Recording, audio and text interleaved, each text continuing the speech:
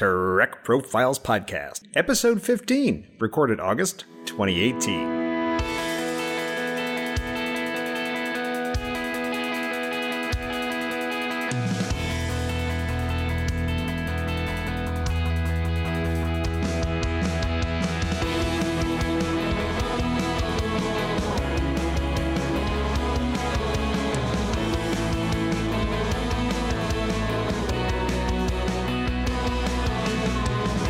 This is the Trek Profiles Podcast, where each episode we sit down with a Star Trek fan, we learn their story, and we try to figure out why in the world Star Trek matters to them, to you, and to us.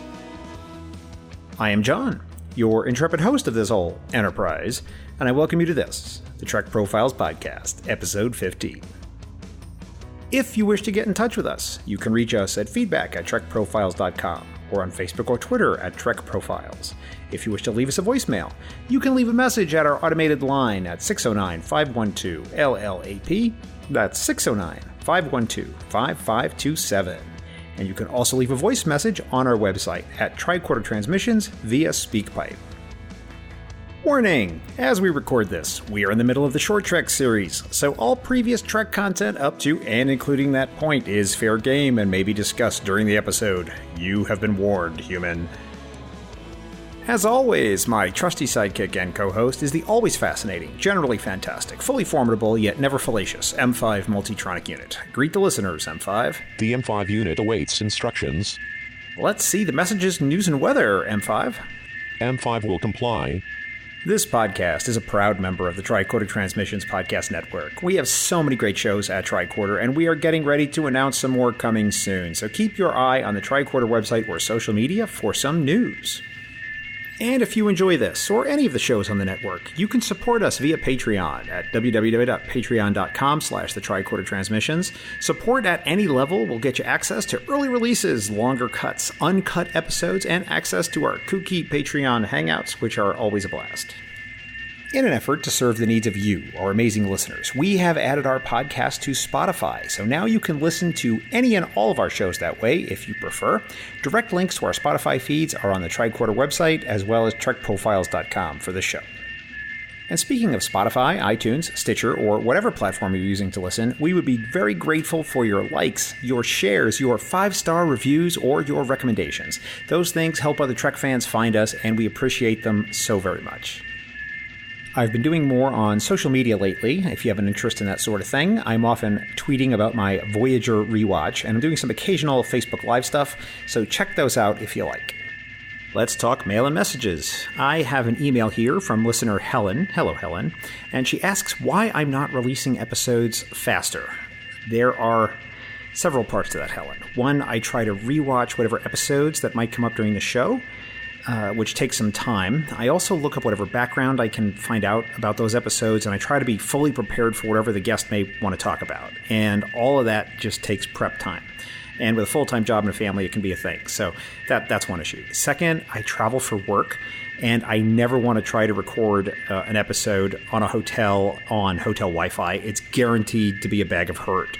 So I just want to be careful about that. And third, I am an incredibly slow audio editor. Some shows that you might listen to are more casual and chatty, and some are a little more edited and produced, and I tend to be more on the edited and produced side. So I go through these episodes bit by bit, and I cut out stutters, I cut out mouth noises, I lower breath sounds, and I try to minimize anything that makes the audio less than perfect. I don't remove all of those things, nor do I even try to, but I certainly minimize them when I can, and I just do a lot of production on the show. So it just takes me a lot of time to go through all that, and I am not the fastest. I am most certainly the turtle and decidedly not the hare when it comes to audio editing. So it's a labor of love to provide you, our tens of listeners, with the best possible audio experience. That's how I roll, so that's why it takes so long. So thank you for your email, and hope you enjoy the show, and keep your feedback coming. All right, let's talk about Kobayashi Maru feedback. These questions come from episode 12 with Tim Sandifer, an episode that I might add generated more feedback to me than any other thus far. All right, question 1. Shakespeare in Star Trek. Not enough, too much, or just right. My guest said just right, and so did all of you by an astonishing 79%. Too much came in at 7%, and not enough at 14%. Question 2. Worst prison in the Star Trek universe? Rurapente, or the Mines of Remus. Tim said Rurapente, and all of you agreed at 68 to 32%. And then question 3, who is your shuttle pilot, Tom Paris or Will Riker? My guest said Riker, but the listeners said we'll always have Paris at 57 to 43%. I always like to include a Star Trek food question, and that was question 4, Spock's plomeek soup or Sisko's jambalaya. Tim said soup, but you all most certainly did not, and jambalaya crushed the competition by 80 to 20%. And finally, question 5, the Picard maneuver or the Riker maneuver. My guest Tim said Picard, and so did all of you as well by 65 to 35%. Follow me on Twitter, and you can have your say in the next episode's polls. That's it for announcements, news, and weather. M5, let's start the show. M5 acknowledges.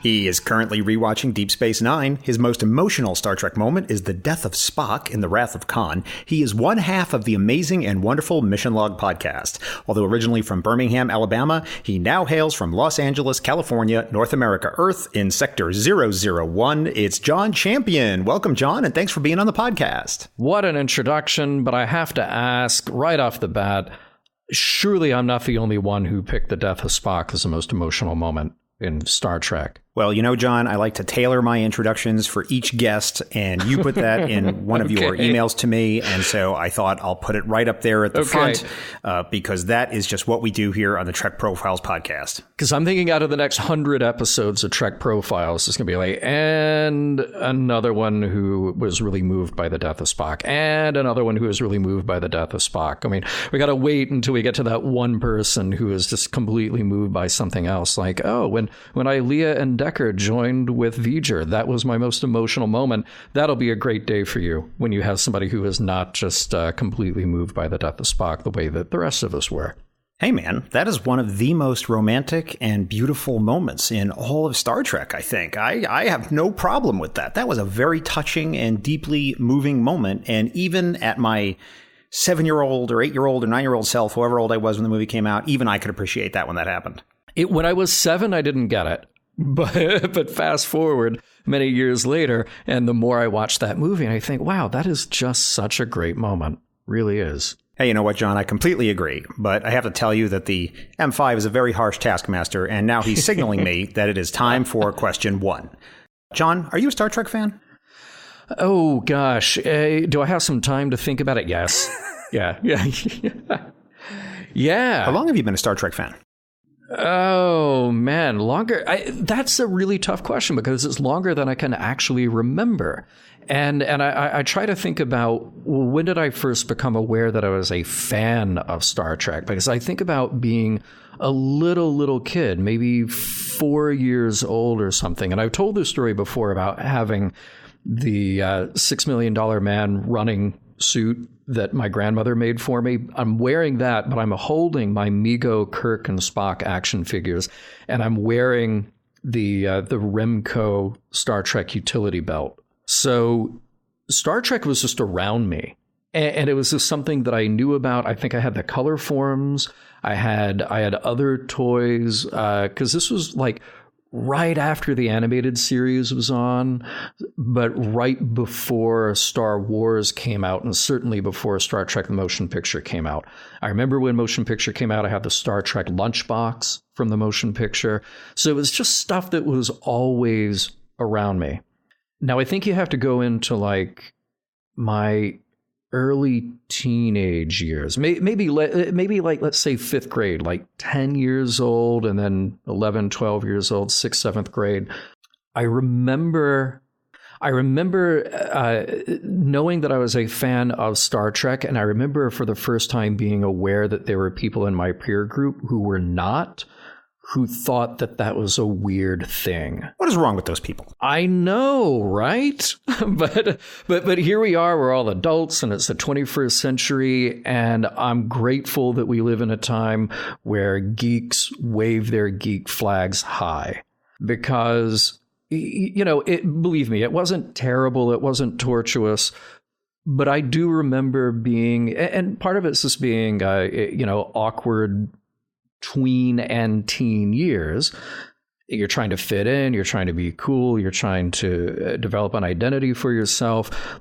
But being a sci-fi fan was not the coolest thing in the world. No. But now I think it's very different. I'm very proud of, I'm sitting here talking to you from an office where all around me there's nerdy Trek stuff. And I'm looking at these posters, and behind me there's models of ships, and it's just around me. And it's great. John, I'm sure Twitter will correct us if we're wrong about this.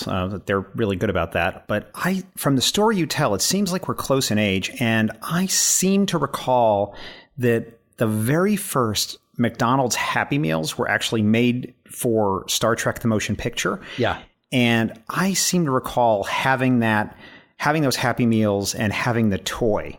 Yeah. Do you remember that? Yeah. I did too. I had the one that I had a couple of different toys, but I distinctly remember it was kind of a translucent blue wrist communicator kind of thing. It's kind of flimsy plastic, and you put stickers on it. And I remember that there were jokes written on the Happy Meal box. I remember that really well. And I remember seeing the motion picture in theaters with my mom. I would have been 7. And it was just such a big deal to see these characters that I have been watching for years and years on a tiny TV screen, way bigger than life. And being 7 years old, not particularly critical of the movie, just being excited that it was space and it was Kirk and Spock and McCoy. And that's really all I needed out of it at the time.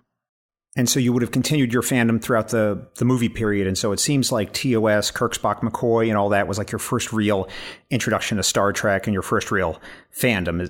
Is that right? Yeah, definitely. I mean, it's sort of weird to me to think back that there was a time when Star Trek was just one thing. And it was just the Enterprise, and it was just Kirk, Spock, and McCoy, and specifically played by, Shatner, Nimoy, and D. Kelly. That was it. When you said Star Trek, you were talking about only that, and maybe the animated series, but even then it wasn't around that much. But that was Trek. And then it had this revival with the movies. And I remember by that time, I had my circle of friends who were into Star Trek a little bit. That circle was getting smaller and smaller. But then I found a new circle of friends who were into Star Trek and into other science fiction too. And I was really grateful for that, because I realized that, you asked me when I became a Star Trek fan, and what I really think is just that I was a fan. And if it was Star Wars, I was into Star Wars. And I have a bunch of Star Wars collectibles as well. And if it was James Bond, I was into James Bond. And if it was Indiana Jones, I was into Indiana Jones. If it was Battlestar Galactica, I was into Galactica.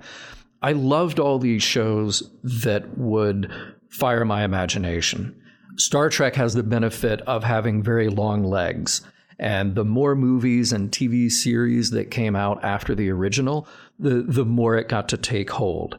So that's one big thing that it has going for it.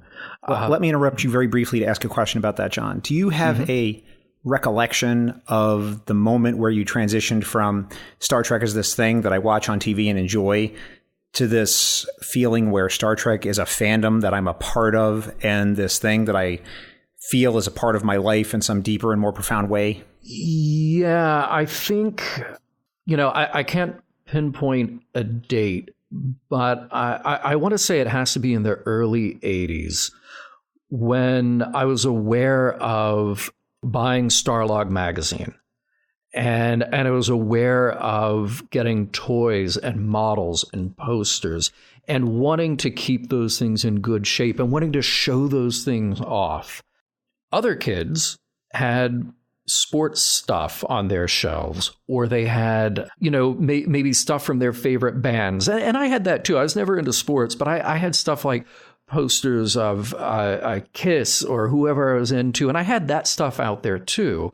But and your favorite Kiss band member would be? Oh, well, Ace Frehley, because he was the sci-fi guy. Nice. He was the guy who thought he was from a different planet, So, I'm sorry. I had to ask. Yeah, no, it's a good question. Yeah. But, we all do that to an extent where, and I still do it. People always ask me, why do you still have all this physical media like CDs and DVDs and Blu-rays? And it's like, it's something that says something about who you are. Somebody comes over to your place for the first time and they go, wow, you have a bunch of weird movies. Like, yeah, but let's talk about that. Like, here's this collection and here's this weird TV series. It sort of says something about who you are. When I go to somebody's place for the first time, I want to look at their DVD collection or their bookcase and sort of get a sense of what they're into. And I think I just sort of always did that. So let's just talk about that for half a second, John. I don't remember where I saw this, if it was in mass media news or just some weird niche news that I followed online. But there was this interior designer who was really well known in interior design circles. And I think it was a lady. She had a photo spread published in a magazine or online somewhere. And as part of that, they had pictures of this wonderful new design that she'd done for her own home. And she had a library section, and all the spines of the books were turned inward. So you only saw the pages. You didn't see the spines of the books in her library. And I'm sure that like 5 minutes of Googling will find this picture. But you're this kidding. Poor lady was savaged. I mean, brutally savaged on the internet for this. And I don't know how much of it was generic internet misogyny versus people who really took exception to this idea. But people were like, you don't actually deserve books. You're using them as a prop. You don't appreciate them. You don't really understand what these things are. You're just using them for your decoration, all this kind of stuff. And people went, some people went really off the deep end, but it really was something. And there's something about the physicality of these things that appeals to people, and Sure. people get very touchy about them. And I myself, I travel for my day job all the time. Yeah. And I have so tried to get into Kindle and into ebooks because it's so convenient. I mean, I'm already bringing a tablet with me and I can't do it. When I'm traveling, I will get on a plane, I will reach into my bag and I will pull out some 400-page monstrosity and sit there and read it. And people are looking at me like, you belong in a museum, dude. What is that thing you have there? I mean, get with the 21st century. Right. But there's just something to having the physical object. And I like to highlight books. And not only that, but I have, maybe this is a weird memory thing I have, but I can look at a book and if there's a particular part of it that appeals to me, I'll remember about where in the book it is. Like about a third of the way through, there's this whole section where the author talks about X, Y, and Z, and I can go find it, but I can't do that electronically. And I mean, I know you can search, believe me, I do a podcast. I'm in front of a computer like most of the day. I'm very technology forward, but there's just something about the physicality of it. So I think that there's something true about what you're saying is that even when you have the DVDs and the Blu-ray sets and you have to get up off the couch and physically change the disc and wait for the FBI message and wait, skip through the previews, there's just something appealing about the physicality of the object that I think is lost when you go into a totally streaming, totally digital world. It's very interesting. What do you think? Yeah, when ebooks were first becoming a thing, this conversation got started in popular media about, we're devaluing words, we're devaluing books. And I don't think that really happened. I think what happens is you have certain types of media that you consume in different ways. So I love my technology. I love my Apple TV. I love my iPad. I love being able to stream stuff. But what I watch there is very different from the stuff that I watch on, the giant plasma TV in the living room.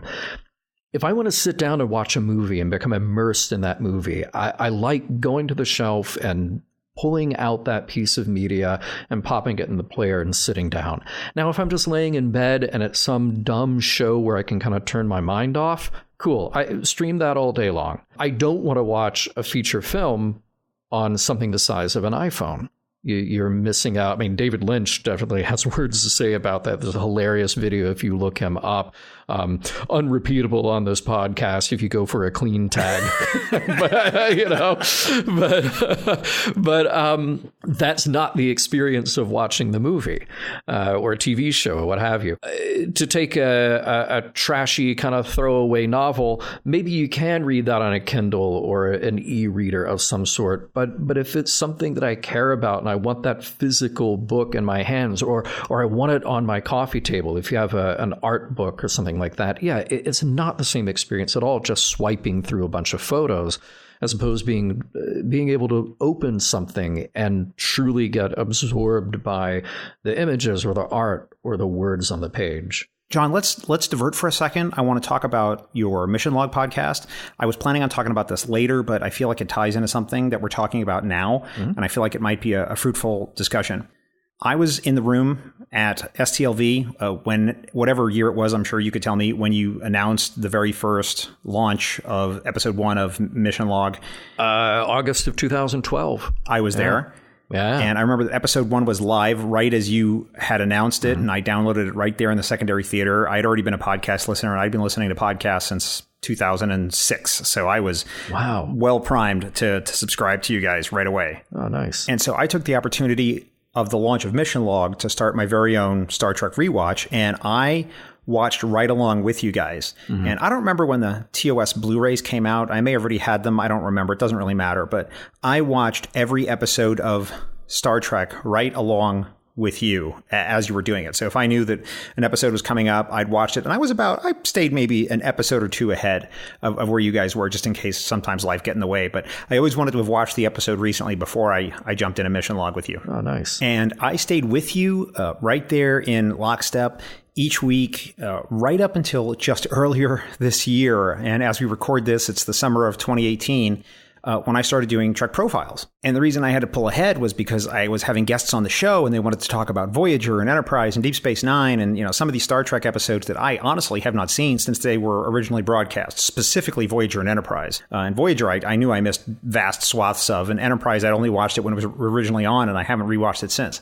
So I felt like I had to prepare appropriately. So I figured, well, might as well just get it done. So then I just pulled way, way, way ahead. And as we record this, I'm nearing the end of Deep Space Nine. But anyway, as part of that rewatch, I had to switch from watching the discs to doing streaming because I just had to consume it all very much faster. And I was at the gym on the elliptical. I'll watch an episode of Star Trek because it's about 45 minutes, which is about as long as I do on the elliptical. So it worked out just right. But I find something vaguely unsatisfying about streaming the show. I don't really know what it is. Oh, wow. But it affects the way that I watch it. I feel less connected to it when it's just streaming, when I'm in the middle of other things, or even when I sit down to actually just watch it and sit in a chair and focus. It's just weirdly less grabbing of my attention when I'm streaming it than when I'm putting a disc in. Really? Yeah. I find it all very strange. And this is something that's come up on the show before in a couple different ways. So let me just hit you with this, and please respond to it in any way that seems appropriate to you. When we were a kid, you had to turn on the TV at a particular time. We had appointment viewing, and you had to watch an episode of Star Trek that had been selected for you. Yeah. And if you didn't like that episode, then you didn't watch Star Trek. If you had already seen that episode or you were bored by it, too bad. It was going to be on. You couldn't pause it. It was on, and off it went. And you either gave it your attention or you didn't. And it had a different dynamic in the way that you watched it versus today when you're streaming it. And I think it grabs our attention in a different way. And I'm not sure I fully figured out in what way that is. I don't know. What do you think? Yeah. Yeah, well, I'll agree with that and kind of follow up to say that, when something is quote unquote live on TV, you have to pay attention because once it's gone, it's gone. And, we got a little bit around that with the invention of the DVR, which I think is brilliant. And I love mine. And I know that everybody streams everything, but I still have my DVR because it's nice to be able to pause and go back. But yeah, essentially, once that show is out, then it's gone. And if it were the case where, go back 20 years or 30 years or whatever, somebody walks in the room even and interrupts what you're watching. You don't know, I'm watching this, I'm watching it. You're absolutely paying attention. I find that if I'm streaming something, and I do this with Mission Log, actually, because we'll watch something anywhere from, say, 2 to 4 or 5 times in prep for a show. I'll start watching something, and if my mind starts to wander while I'm streaming, then I may just tune out unknowingly. I might just tune out kind of toward the end of a show, and then the next day go, oh, wait a minute, I actually didn't watch that show. I need to go back and rewatch it, and then that actually becomes my first or my 1.5 times to watch an episode. And it's just sort of easy to do that. It becomes background noise. Now, that is partially the reason that I typically watch Star Trek for mission log with subtitles on, because it forces me to treat it as text. It forces me to get names right and get context where maybe somebody says something in passing and you're not really paying attention. I want to make sure that I absorb all the details. So that's one little trick that I try to make myself do when I'm streaming. But it's very easy. If it's late at night and I start watching something and it's streaming, you kind of go like, I could pick this up whenever, and then I fall asleep. So, John, my friend, as we record this, you are early in season 2 of Deep Space Nine on Mission Log. Mm-hmm. That leaves 5 more seasons of Deep Space Nine, 7 seasons of Voyager, 4 seasons of Enterprise, Discovery, some other movies and stuff in there. Mm-hmm. As we record this, off the top of your head, what's your best guess of the percentage of all the remaining Star Trek that you have not seen? Best guess off the top of your head. Ooh, okay. Because I have not seen most of DS9, but I have seen all of Voyager, I have seen all of Enterprise, and obviously Discovery in the movies, then it's probably... I've probably not seen about 30% of what is to come. Wow. Maybe less, maybe closer to like 20%. Because I have seen pieces of DS9 spread out over the 7 seasons. And like I said, I've seen all of Voyager and all of Enterprise. But yeah, DS9 is tough. Not because I'm not enjoying it, not because it's not a great show, it is. But it came on at a time that I was in college. My schedule was all over the map, so it was hard to make appointment TV viewing times. And I think it's a show that didn't hook me right at the beginning when it came on. So I just didn't pay that much attention to it. Now, that said, I knew the broad strokes. I knew the characters. I went back and I watched certain key episodes in The Pale Moonlight, Trials and Tribulations, even Little Green Men. And all 3 of those episodes I have had to watch repeatedly because of guests on TrekProfiles. Oh, okay, cool. And, just being around the fandom, you hear people talk about what they love or what they hate. And, you get sort of sucked into the vortex of reading IMDb or Memory Alpha or whatever. So there's a lot about DS9 that I do know. But the experience of watching it and watching it sequentially and studying it for Mission Log is a very different thing from just watching a show. So on the one hand, it is very new and very fresh for me. On the other hand, there are things that I know that are coming. I know I've talked about this on the podcast before, and I want to beg my 5 or 6 listeners' indulgence on this, but I feel it's important for you to understand, John, essentially where I'm coming from with this, which is that there was a time I read a lot about the 60s, and I was particularly interested in the writings of Timothy Leary. And, his thing wasn't my thing, and I really am not into a lot of the stuff he was into. But he wrote very profoundly about this idea of set and setting. Set meaning the kind of person that you are, the things that are within you, the thoughts that are in your head, and what your attitude is. And setting meaning the environment around you, the people that you're with, the environment that you're in, the space that you're in, the physicality of the space, and how these affect the experiences that we have in our lives. And that was a very powerful lesson when I came across that piece of writing. And it really affected how I think about Star Trek as well, and the way that we consume it. And it's become really obvious to me, especially because I've accelerated my viewing because of the work I have to do for TrekProfiles. As I've accelerated my viewing of episodes, and I'm taking in a lot more at a time than I have in the past, I think that at any time in my life in the past, that my reactions to particular episodes are changing quite wildly at this point in my life than I may have had when I had originally seen them when I was a teenager or much younger or in a completely different place in my life. And, it's because we all have different stages in our life, right? Yeah. Well, as an example, I'll talk about one that I know that you've seen because it's a TNG episode and you're complete with that. And that was The Offspring, where Data creates a robotic android child with a positronic net. Yeah. And I remembered watching it when it was first on. And it was a great episode. And I remembered enjoying it and really being sort of intellectually stimulated by it and thinking, wow, that was really cool. And I really appreciated it and I liked it. And now that I'm a parent, it wrecked me. I mean, it really wrecked me in a way that I don't think the episode ever could have done before at any other stage in my life. To be perfectly honest, I don't even know if I could watch it again knowing what was to come. I don't know exactly who had what level of development over that particular episode, but I think what's cool about, any kind of collaborative medium, but TV is particularly hard because it is enormously collaborative.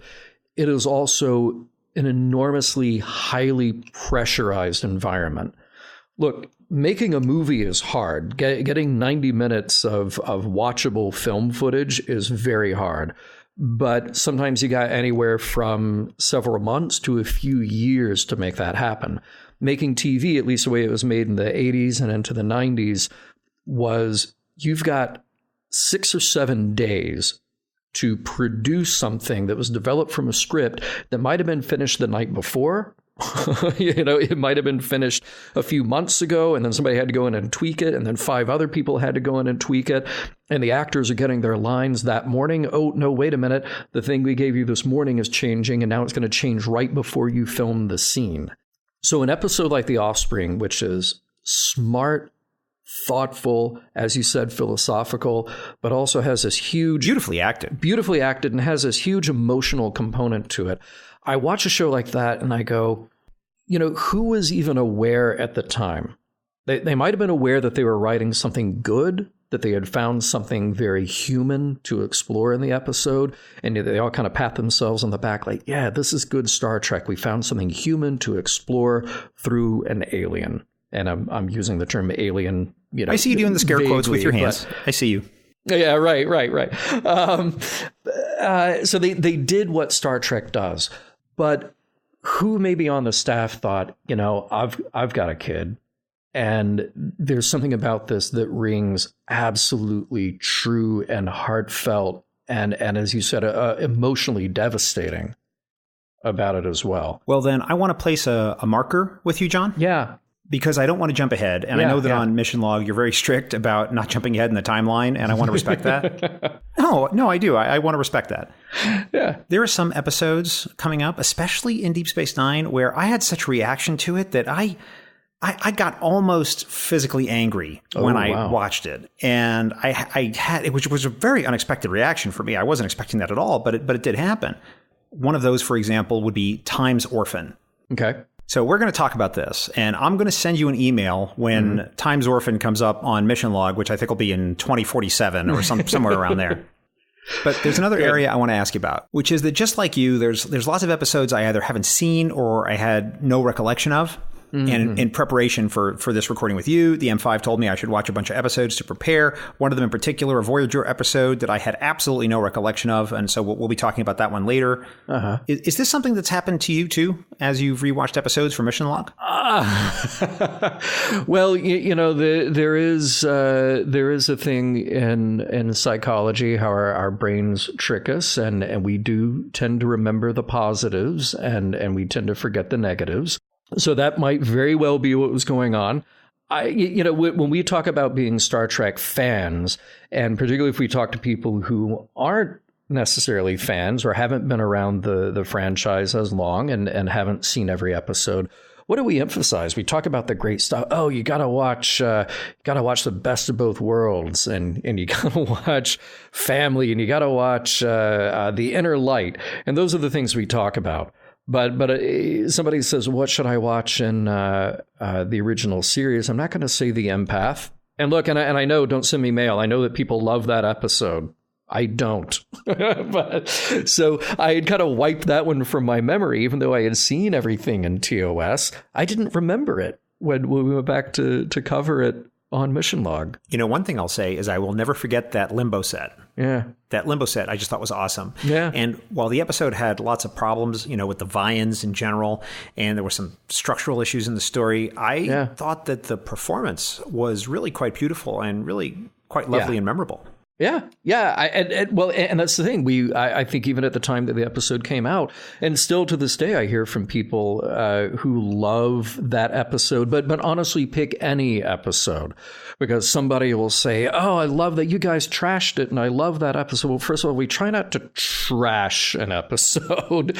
we may come away from it thinking like, "Yeah, it didn't do it for me," but if it does it for somebody else, great. The episode that just came out today, as we record this, Ken and I had very different reactions to it. It's an episode that I loved, and I felt like the message was very front and center. John, I've listened to it. You can mention it. It's okay. Oh, good. Yeah, it was. Wait a minute, and I'm.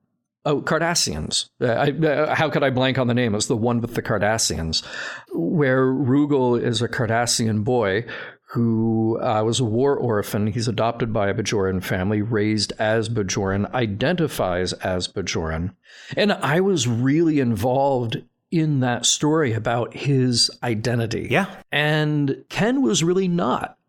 And I get why he was not, because the story was resolved simply by the kind of political machinations. We're going to talk more about this later, John, because one of the things I remember from your discussion of the episode was Ken saying to you, John, you and I, speaking Ken to you, we have talked more about what Rugal wants than they did in the episode. Yeah. Which I thought was a pretty right on the nose observation. And I'll also say that episode is probably, for me, in my top 10 of all Star Trek episodes. Oh, wow. But it's because of my own personal inclinations and some stuff going on in my own life and my own background and some things that matter a lot to me. That makes me like that episode so much, and while it touches me so powerfully. So I don't necessarily think that a lot of other people would put it in their top 10, but because of me and because of my own self, I really love it, and it holds a special place in my heart. As I watched the episode, what was on my mind was I was thinking about really the Armenian genocide, which is a big deal that, of course, all Armenians are very well aware of, and something that we're still grappling with today. And there was a lot of family separation, a lot of orphans, a lot of bloodshed, and a lot of death in the most gruesome and horrific ways. And it's something that's never really been fully adjudicated in any context. And so it's something that's always on my mind. And when I saw the episode, it's something that affected me very powerfully. And I wouldn't expect that it would have that same impact on other people in the same ways, because they certainly have their own experiences and their own things that matter to them.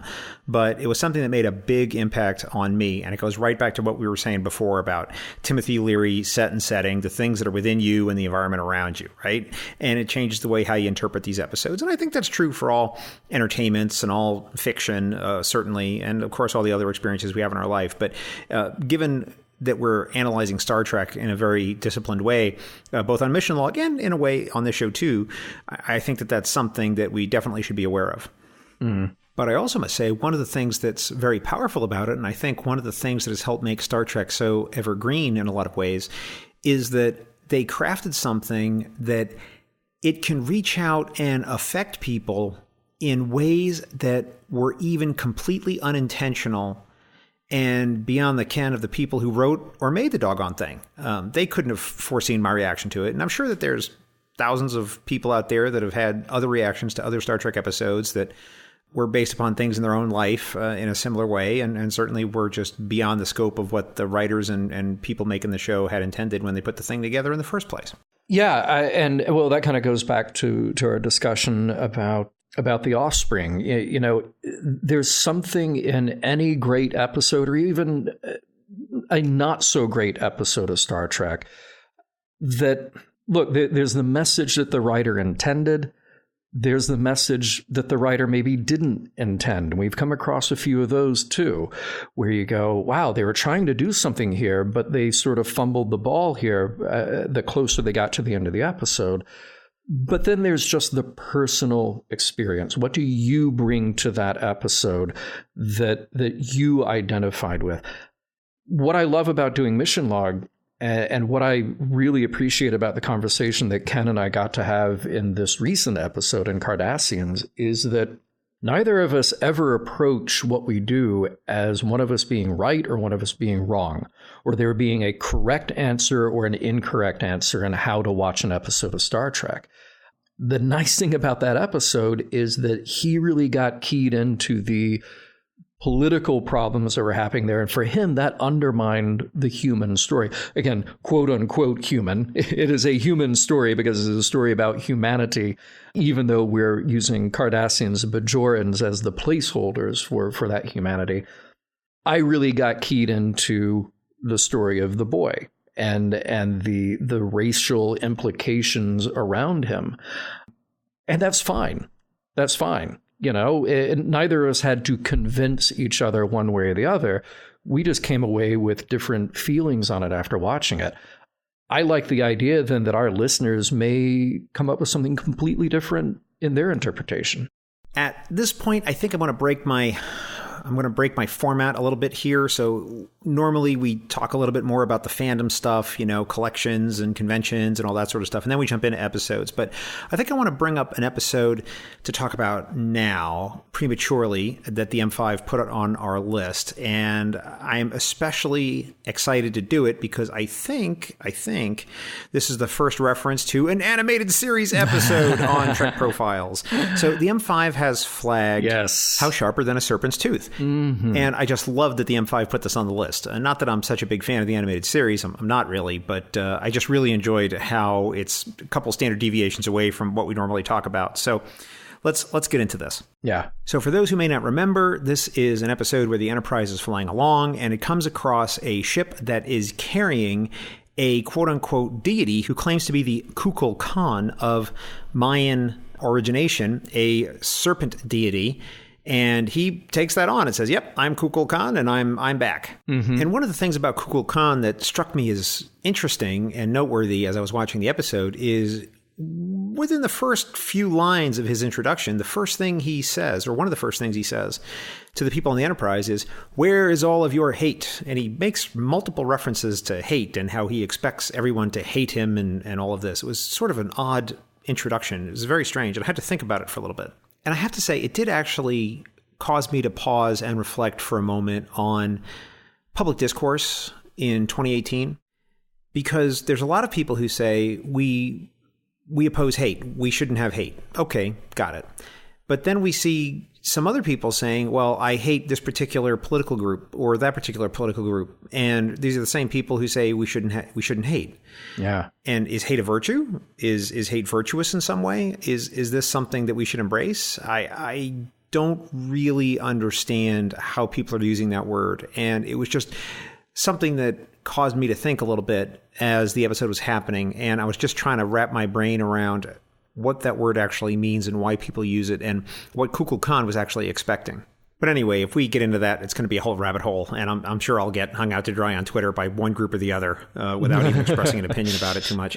But what I really want to say is I have to admit that I am very much impressed by the way that you and Ken on Mission Log are able to really synthesize and work together, even when you don't agree, which seems to be quite a fair number of times, that you really do demonstrate 1 + 1 = 5, right? Or 10, because you're putting together these opposing viewpoints and you really come out with something that I think is much more profound than either of you could do separately. Yeah. And you do it in a way that is positive and in a way that is encouraging. And I think that that's excellent and it should be commended. Mm-hmm. And the reason I say that is because even in Star Trek fandom, there's a lot of that too, where you've got these camps of fans who were set up to say, not only do I have my point of view, your point of view is wrong. And not only is your point of view wrong, but you have to admit that it's wrong and you have to be utterly defeated.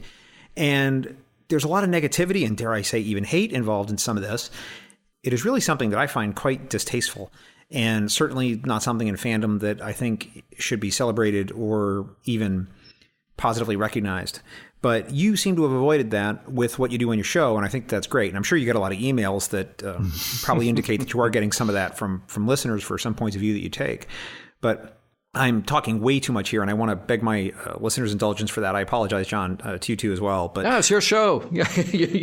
Well, that's true, John. It is my show, but I name the shows after the guest, and it's supposed to be about the guest. So it's a lesson I'm still trying to learn as a podcast host, which is to stop putting as much of myself into the podcast. It's supposed to be about you guys more. So that's something I'm working on, and hopefully everyone will indulge me a little bit. But the one thing I do want to say before I turn it over to you, because I realize I've put so much on the table here for you to respond to, is that one of the things I've noticed also in a lot of other popular entertainment and in a lot of other film and media today is that it is really about, in a lot of cases, what the writers want to tell you and the message they're trying to deliver to you, and so much less about what you in your own head might take from it and leaving anything open to interpretation. It's a little too much bonk bonk on the head to steal a mission log term. So I'm curious to see what you think about it, John. And I've put a lot out there, like I said. So I'll just stop talking now and you can respond. I think part of the difficulty here is that Star Trek is... I have this discussion when I talk about other big franchises with people. Other things that I mentioned I'm a fan of, like James Bond or whatever. Star Trek isn't just a show anymore. It isn't just Gene Roddenberry's brainchild anymore. It isn't just this one set of characters anymore.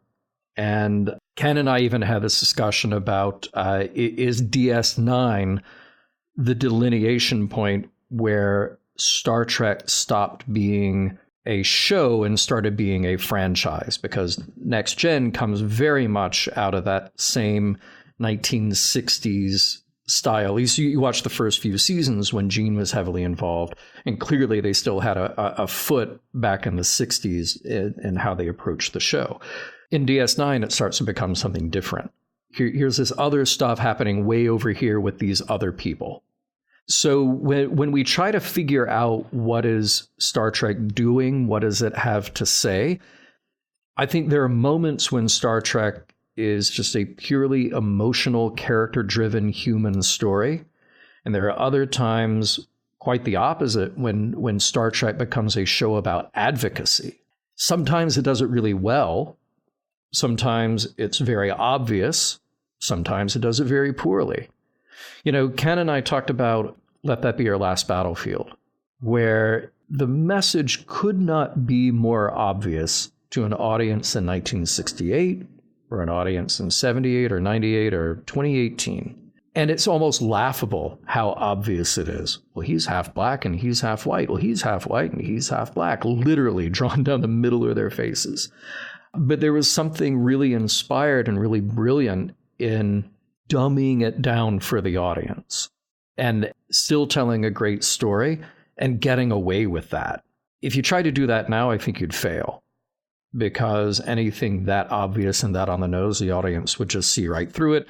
And the audience is very cynical today in sort of the postmodern world of, creating shows with a sense of irony that did not exist in 1968, at least not that style, So I think where you're heading is to say that, Star Trek, when it's good at that, when it's good at getting a message across, and it is expressing the idea of IDIC and being respectful of other points of view, other cultures, other ideas, that's a valuable message. And it doesn't do that all the time. Not every episode is about that. There's sort of an implication of that. I got an email not that long ago from somebody who was asking about Worf being introduced as a character in Next Gen, and I forgot exactly where that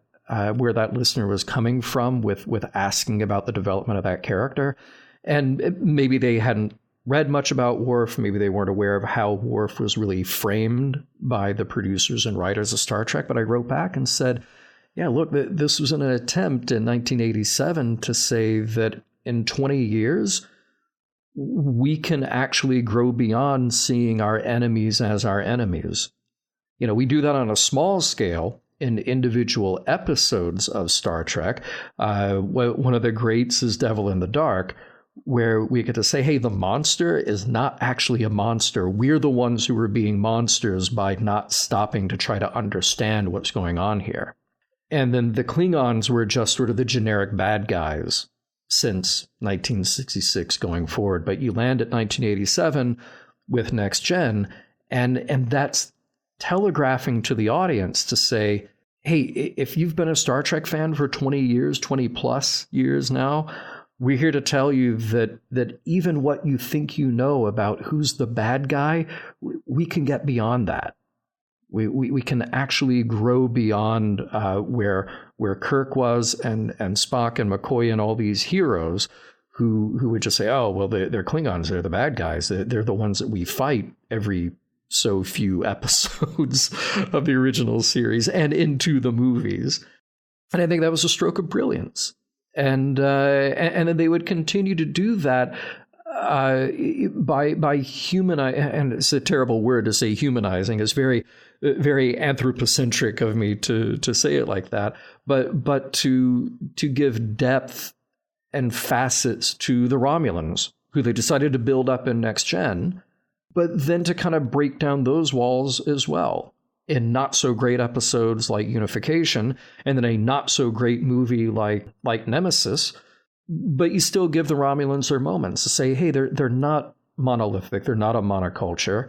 There are actually people there that we can try to understand. Okay, John, since you bring this up, I want to spend a moment just hitting you with this. Okay, go ahead. I feel that the Romulans, as a major race since the TOS days, are probably the race that got the biggest short shrift in all of Star Trek. Because let's face it, in TOS, the Klingons were just outright barbarians. And it wasn't until TNG, maybe, the episode Heart of Glory, where we got a little bit of a hint of what the Klingons were about. And then when Worf shows up, it gives us that fully figured sense of what Klingons are like. And there's certainly a debate about whether or not Worf was really emblematic of Klingons at all. I certainly don't think he was. I think he had his own idea of what Klingons were about, and it was a singular impression that was in his own head, because they certainly weren't like him. He was always trying to be more Klingon than the Klingons, because they certainly had far different thoughts about how to be than he did. But I felt like the Romulans never got that treatment. And it looked like at one moment they were about to have a semi-regular Romulan, and it was in whatever episode it was of DS9, the season opener, where the Defiant shows up. I want to say it was season 4, could be wrong about that. And they had a Romulan engineer, a female character, who was assigned to the ship, and she was there to operate the cloaking device and show them how to use it. And I thought, aha, this is where we're going to understand what the Romulans are all about, because she's going to be on these adventures with Sisko et al., and we're going to really get to understand how the Romulans see things and why they are the way they are and why their society is the way they are and all the peculiarities of them. And I just felt like it was a key that was left unturned, because they got rid of the character almost right away. And I just felt like there was a lot there that was unexplored. Yeah. And I felt like it was a missed opportunity, because I always felt like the Romulans must have had a very interesting backstory in how their society developed, why they preferred guile over sincerity and plain dealing, why it was that they always held back. They didn't go forward, whereas the Klingons always go forward, even if they have no reason to. They just want to proceed and, smash things and fire phasers at stuff. See Worf in like all of season 1 and 2 of TNG. Right. Whereas the Romulans always like to keep information to themselves and play things close to the vest. Even when they don't have a reason to, they like to do that. And I just felt like there was a lot in that culture that we really could have explored and we never got. Although before I turn it over to you, I really do have to relate just one of my all-time favorite Romulan moments, which is in the TNG episode The Defector. Oh, sure. Where Admiral Jarek? Yes. Yeah. Wow. Well done. Yeah. Oh my God. I can't believe I remembered that. I'm going to forget like 7 important things I need to remember for work because I wasted all my points on that. Oh gosh. Well, anyway, where Data takes him into the holodeck because they have a recreation of this one particular valley, this one particular location on Romulus, and he looks at it. And I got to say, that one moment of just him in the holodeck was something I remembered from that episode years later. I barely remembered anything else about the episode, but I remembered that scene, and I remembered the powerful nature of the acting that James Slane delivered in that moment. It was just really, really special, and I really liked it. But then at some point after that, he goes to 10 forward, and he's looking out the window at all the stars, and he makes that comment about, these aren't my stars. And I gotta say, that's something that stuck with me. I always felt this very strange connection to the Romulans in some way, and a little bit of regret that we just never got them properly explained to us, I feel, in the show. Yeah. And so I think it's one of the interesting things about Star Trek is that it can come back to us in these moments of life if you pay attention to the episodes and really affect us in some way. So my question for you, John, is have you had any moments like that where Star Trek has come back into your life in a really powerful way in a moment? Or has it taught you something in a particular moment that you found particularly powerful or poignant? Yes, but it also has to do, again, with set and setting. I'll take your own theme here and use it for myself. You know, watching Star Trek at 8 or 9 or 10 years old, and then watching it again in my 20s, say, maybe, right after college, something like that. And then watching it again, as I have been now for the last few years, quote unquote, professionally, have been very different things. I get to study Star Trek in a way that I never would have. And I think some very smart people have done that just because that's the way their minds work anyway. And they watch an episode of Trek or whatever else that they're into, and they really start to analyze and pick it apart and discuss it. And that's wonderful. But I never really thought to do that. Obviously, I was aware that this is a great show, a well-written, well-produced, well-acted show that's a lot of fun, that it has something to say. But you kind of watch it and maybe you enjoy it and then you move on to something else. But doing Mission Log has forced me to really, truly analyze and think about what they're trying to say to me. And I think doing Mission Log has kind of hit me at the right time in my life where I don't think I would have been able to do this show if I was 22, coming right out of college and just sort of the mindset that I had then. I have to completely agree with you on that. If I had been trying to do Trek Profiles when I was 22 or something, it would have been a totally different kind of show and probably a tire fire. Yeah. It would have been a very different thing. I think what I'm getting from Star Trek now is, I'm learning things that maybe are just sort of fitting into my already developed kind of sense of the world and sense of myself. But I'm also trying to pick up and internalize the things that are really Star Trek's challenge to humanity. At the end of the day, and we've only gone through so much and we have so much more to go, but I think where we are right now, at the end of the day, Star Trek is an analysis and an exploration of what it means to be human. And part of that, what it means to be human, is to challenge ourselves to live up to who we say we are. In reality, none of us can actually do that. Well, I won't say none of us, but let's say that it's very difficult to do that. That we all have a certain idea of who we are, whether as an individual or as a collective, as a society, as a nation. We all have these ideas of who we are, and we want to lead with that. We want to put our best foot forward. But I'm not convinced that we always live up to that. And I think what I see in Star Trek and what that challenge is, and the thing that I've really tried to internalize is to say that, look at all these examples where a character does something that is the difficult thing to do, but it is absolutely the right thing to do. I've really tried to make that a part of myself in the last several years. And particularly the more we go through analyzing the show, I want to be better about responding to people when they challenge me about what I find in a show or an idea that we discuss. I want to be better about being more open to people who don't share my same experience. Look, I can be very argumentative. No way. We all can. Nah. No, not at all. I only spend, a good several hours of my week talking. But Star Trek, when it is when it is espousing this idea that we hold up and say, yeah, that's good Star Trek. That's what Star Trek does well.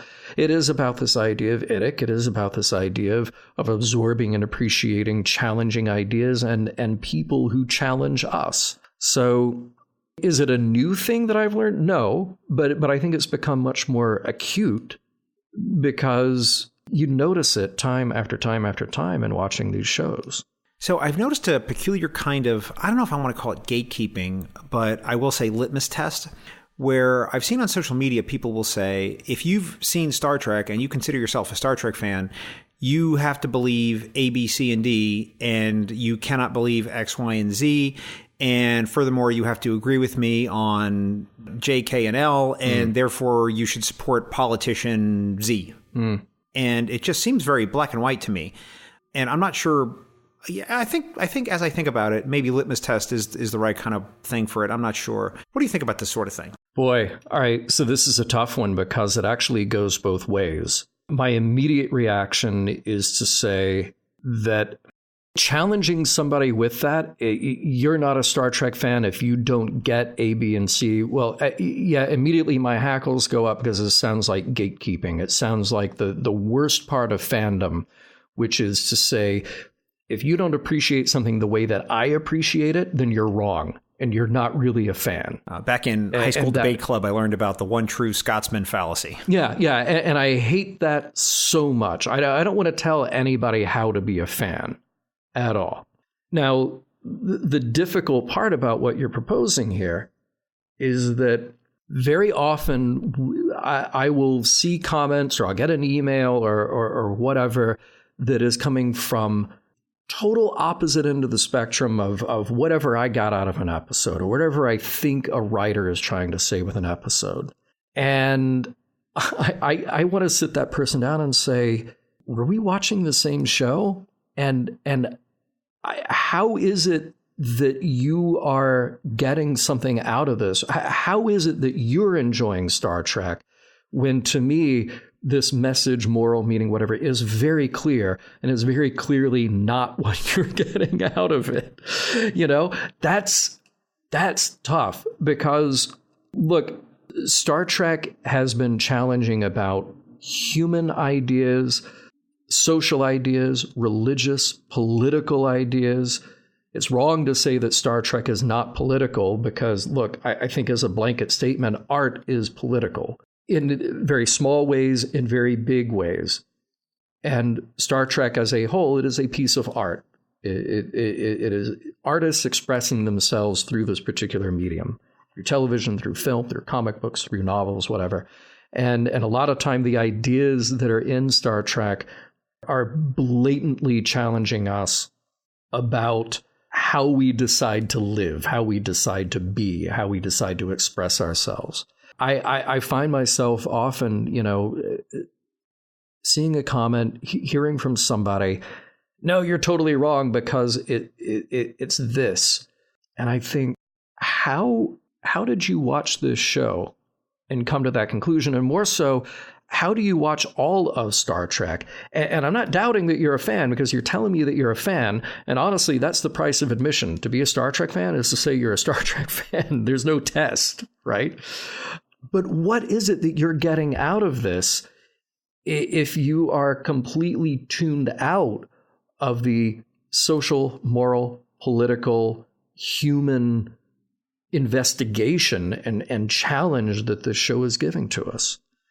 So I don't know, man. I don't have a good response to your provocative idea here because at best, we should be able to say, yeah, art is open to interpretation. You figure out what it is that you want to get out of this episode or this movie or the story that's being told. The other end of it, sometimes I can't help myself but say, are you sure that you're paying attention here? Well, I think you're bringing up something that's very profound, John, because it's not necessarily about here's the future that we're going to have, and we're going to have these kinds of ships with round saucer sections in the front and these double nacelles or anything like that. But it's really about asking questions of the audience about how are you going to be better and be worthy and a worthy of that better future and a part of that better future for all of humanity. And while the exact contours of it you can quibble about, but it's really about a better place. Humanity's best days are in front of us, broadly speaking, at least in my interpretation of it. Yeah. And, I just want to say that and maybe I'm gatekeeping myself here, but I do detect a commonality among Star Trek fans in that I think you have to, in some way, subscribe to a positive view of the future, in the long term anyway, not necessarily in the short term. Right. Because if you really believe that the destination for humanity is a Blade Runner type, Hunger Games type future, I don't think Star Trek is going to offer you a whole lot. I don't think that it's the kind of show that you would necessarily find accessible if you think we're all going to be having our hands at each other's throats and living in some sort of future tech dystopia. And maybe it's not that Star Trek isn't for you, but maybe those people who believe that dystopia is really the future, I just suspect that those folks wouldn't self-select into the Star Trek fandom. I don't know. What do you think? Well, I think you can be a fan of all of the above, but at the end of the day, are you saying that I want this particular future over another? Or maybe if you're saying like, oh yeah, I think we're headed down a Blade Runner path. I think in 50 years, we're going to be living in that world of Blade Runner because that's who we are as humans. Then maybe you're looking at Star Trek as a piece of mythological fantasy. Like, oh yeah, this is what we do when we explore who we think we are, who we think we could be as humans, but really we're this other thing. That's kind of depressing to me. At worst, I think you can say that the Star Trek that came out of the 60s came out of this, post-Kennedy space program, post-war optimism for where we were headed. And it's changed over the last 50 plus years. But even when Star Trek goes dark, I still think there is something positive in Star Trek. Maybe some people are just seeing spaceships and phasers. That's a lot of episodes to get through to just get spaceships and phasers. That's fine. If that's all you want to get out of it. You can always get that a lot of other places. Yeah, you can. But yeah, look, I consider myself a fan of certain dystopian science fiction. Blade Runner, I think, is a great movie. I don't want to live in that world. Well, that's my proposition, that if you really think that we are on a downward spiral and we really are heading towards the bottom of the barrel, towards some future dystopia where things will never get better than they are today, I just can't imagine that Star Trek would hold a lot of allure for you. Yeah. Broadly speaking, there might be exceptions, but that's certainly what I think about it. Yeah. I mean, again, unless you just see it as kind of this hokey, dated thing. But I hope not. I really hope not. I think because here's the thing, whatever the source of fiction is, if you can find a truth in it, quote unquote truth in it, then it still certainly has value. And I think part of the truth in Star Trek, regardless of the trappings, is to say that when we're challenged, we can actually be better than who we think we are. Well, then I think we should move into the episode portion of our discussion today, John. All right. And one thing I will do is I'm going to preview a question, which I rarely do. In fact, I don't think I've ever done in the long and glorious 6-month history of Trek Profiles. But when we're done talking about the episodes, I think I want to ask you, what is Star Trek? So I'll just leave that out there and we're going to come back to this. So we made reference briefly to How Sharper Than a Serpent's Tooth, but yes. I want to explicitly ask you about why the M5 selected this episode for us to talk about today. What's meaningful or special about it to you? So we've talked a lot on Mission Log about how we both really like the Magics of Megas 2, because think about how subversive it was for 8-year-olds getting up early on a Saturday morning while their parents are still in bed. It's insane. And watching a show with the devil. And you learn that the devil isn't really this scary god to be afraid of. The devil's a misunderstood alien. He just wants to be your friend. Yeah. And if we would just stop a minute and try to understand that, then we're all the better for it. So fast forward several episodes and you get to How Sharper Than a Serpent's Tooth. And cut from a similar cloth. Now we're introducing a different god character, Kukulkan, and we're literally, Kirk is literally saying to this thing, yeah, we outgrew you. we outgrew the need to, first of all, you brought up the word fear. We outgrew the need to be afraid of a god figure, and we outgrew the need to bow down and worship one. This is very subversive, again, for the 8-year-old who's getting up early on a Saturday morning to watch this. And I think they were clever to cast a mythological quasi, South American figure as this god, as opposed to a more easily recognizable to an American audience, a Judaic god or an Abrahamic god. Yeah, and I think that's what not just Star Trek, but all science fiction does, is that it allows you to tell these kinds of stories. Absolutely. That just would not be accessible if you were to set them in a modern 21st century context as we sit here, or, whatever the current day and date is, doesn't matter. And I'm reminded of sitting at STLV and listening to Ira Bear talk about an episode of DS9, which it's one that is ahead of you. So I'm not going to get too far into it because I want to respect your mission log progress and your timeline prohibitions. But there's an episode about Dax, and it's something that could have gotten them into a little bit of trouble with the network or possibly some of the advertisers. And his response was, well, the episode isn't about X, Y, or Z or ABC. It's about trills, and we're in space. So it's about space trills. And that was his answer. And, you can get things by that you couldn't necessarily have gotten by in other ways. Yeah. On, say, a police drama or a courtroom show or a family type sitcom. Yeah. And of course, I can't let it pass without pointing out one of my all-time favorite episodes of all Star Trek is Let That Be Your Last Battlefield, right? Which is so explicitly about something else. But, it's about people in space. And, John, you know how much I love that episode. You've seen me at STLV in a cosplay that I do all about that episode. So And I think that just being able to tell those stories, it just makes the show so much more powerful. And not only that, but then people can watch it and they can accept it because it doesn't necessarily have to challenge their beliefs or challenge where they are in their current lives right now. It's merely just telling them a story, and there's all this deeper meaning that's accessible if they want to get into it, which I think is just excellent. Yeah, I mean, the joke that we're all in on is that we all get it. It's human writers writing a story that's going to be watched and seen by humans. So of course the Trill are humans, the Vulcans are humans, the Bajorans, the Cardassians, they're humans. I got an email from somebody who challenged me on that, who was saying, well, no, the Cardassians are really this thing that represents this particular culture. And I wrote back and said, no. Look, when we say that they're all us, we're not saying that particular alien is a human American from 2018 or from when that episode was made from 1994. No.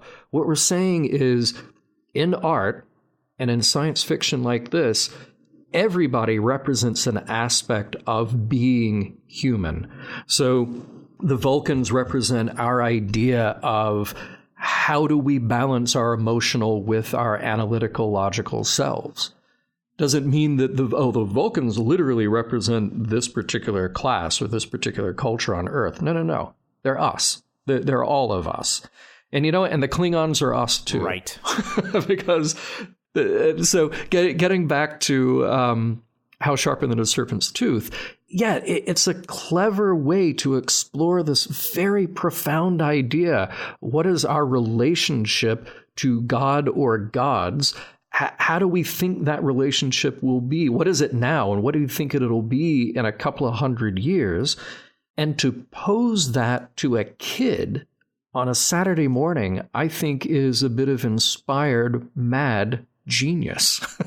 I have to agree with you. When I look at animated series, for example, I just have to say, I can't believe they got away with any of this. Mm-hmm. But there is something to be said for the idea that Star Trek does hold up a mirror if you as the viewer want to look in it. Mm.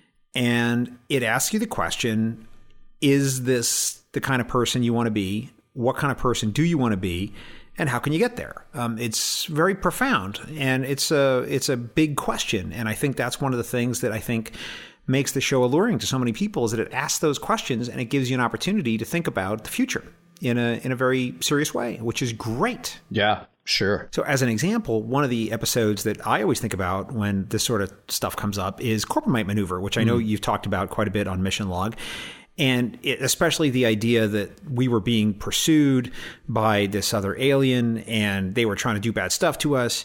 And then it turns out that we succeed in getting away, and then they need our help. And then we turn around, we go back, and we try to help them. And it was just a wonderful and very beautiful idea in the show. Yeah. And so, John, I want to contrast that against another Voyager episode. And, before I even get into that, I should just say as an aside for listeners who may not know this, that on Trek Profiles, the production order is not the release order. Mm-hmm. So I basically am Zeus sitting on Mount Olympus and I'm firing out episodes at my whim. And I change the order all the time based on how I feel about different things. And I want to contrast some of the episodes against each other. So anyway, I don't know what order these things are going to come out. So I don't know if this other episode that I'm thinking about is going to be talked about before or after we release this. Mm-hmm. But there's a Voyager episode, which you haven't gotten to yet, where the Voyager and an alien race are in a contest to do a particular science thing and accomplish a task. And they're in opposition. And it's who can do the science thing first and tech to tech first to get to this objective, right? And the details of it actually don't matter. But the point of it was that the Voyager succeeds. They tech to tech. They do the science thing. Yeah. They get the thing that they wanted, and then they're leaving. And then the other ship, it turns out, the alien ship is having a technical problem, and they're going to lose a pilot in a shuttlecraft, and they're being sucked into a planet or something like that. So they're in some kind of danger. And the Voyager basically says, "LOL, see you later, suckers," and they take off. Oh. And I thought, wow, that is a complete contrast against what we saw in Corbomite Maneuver, and a very different approach to what had happened there. Yeah. And I should point out that my guest thought it was a very positive story. I didn't think so. That was my own reaction to it. But I'm interested to hear what you have to say, John. What do you think?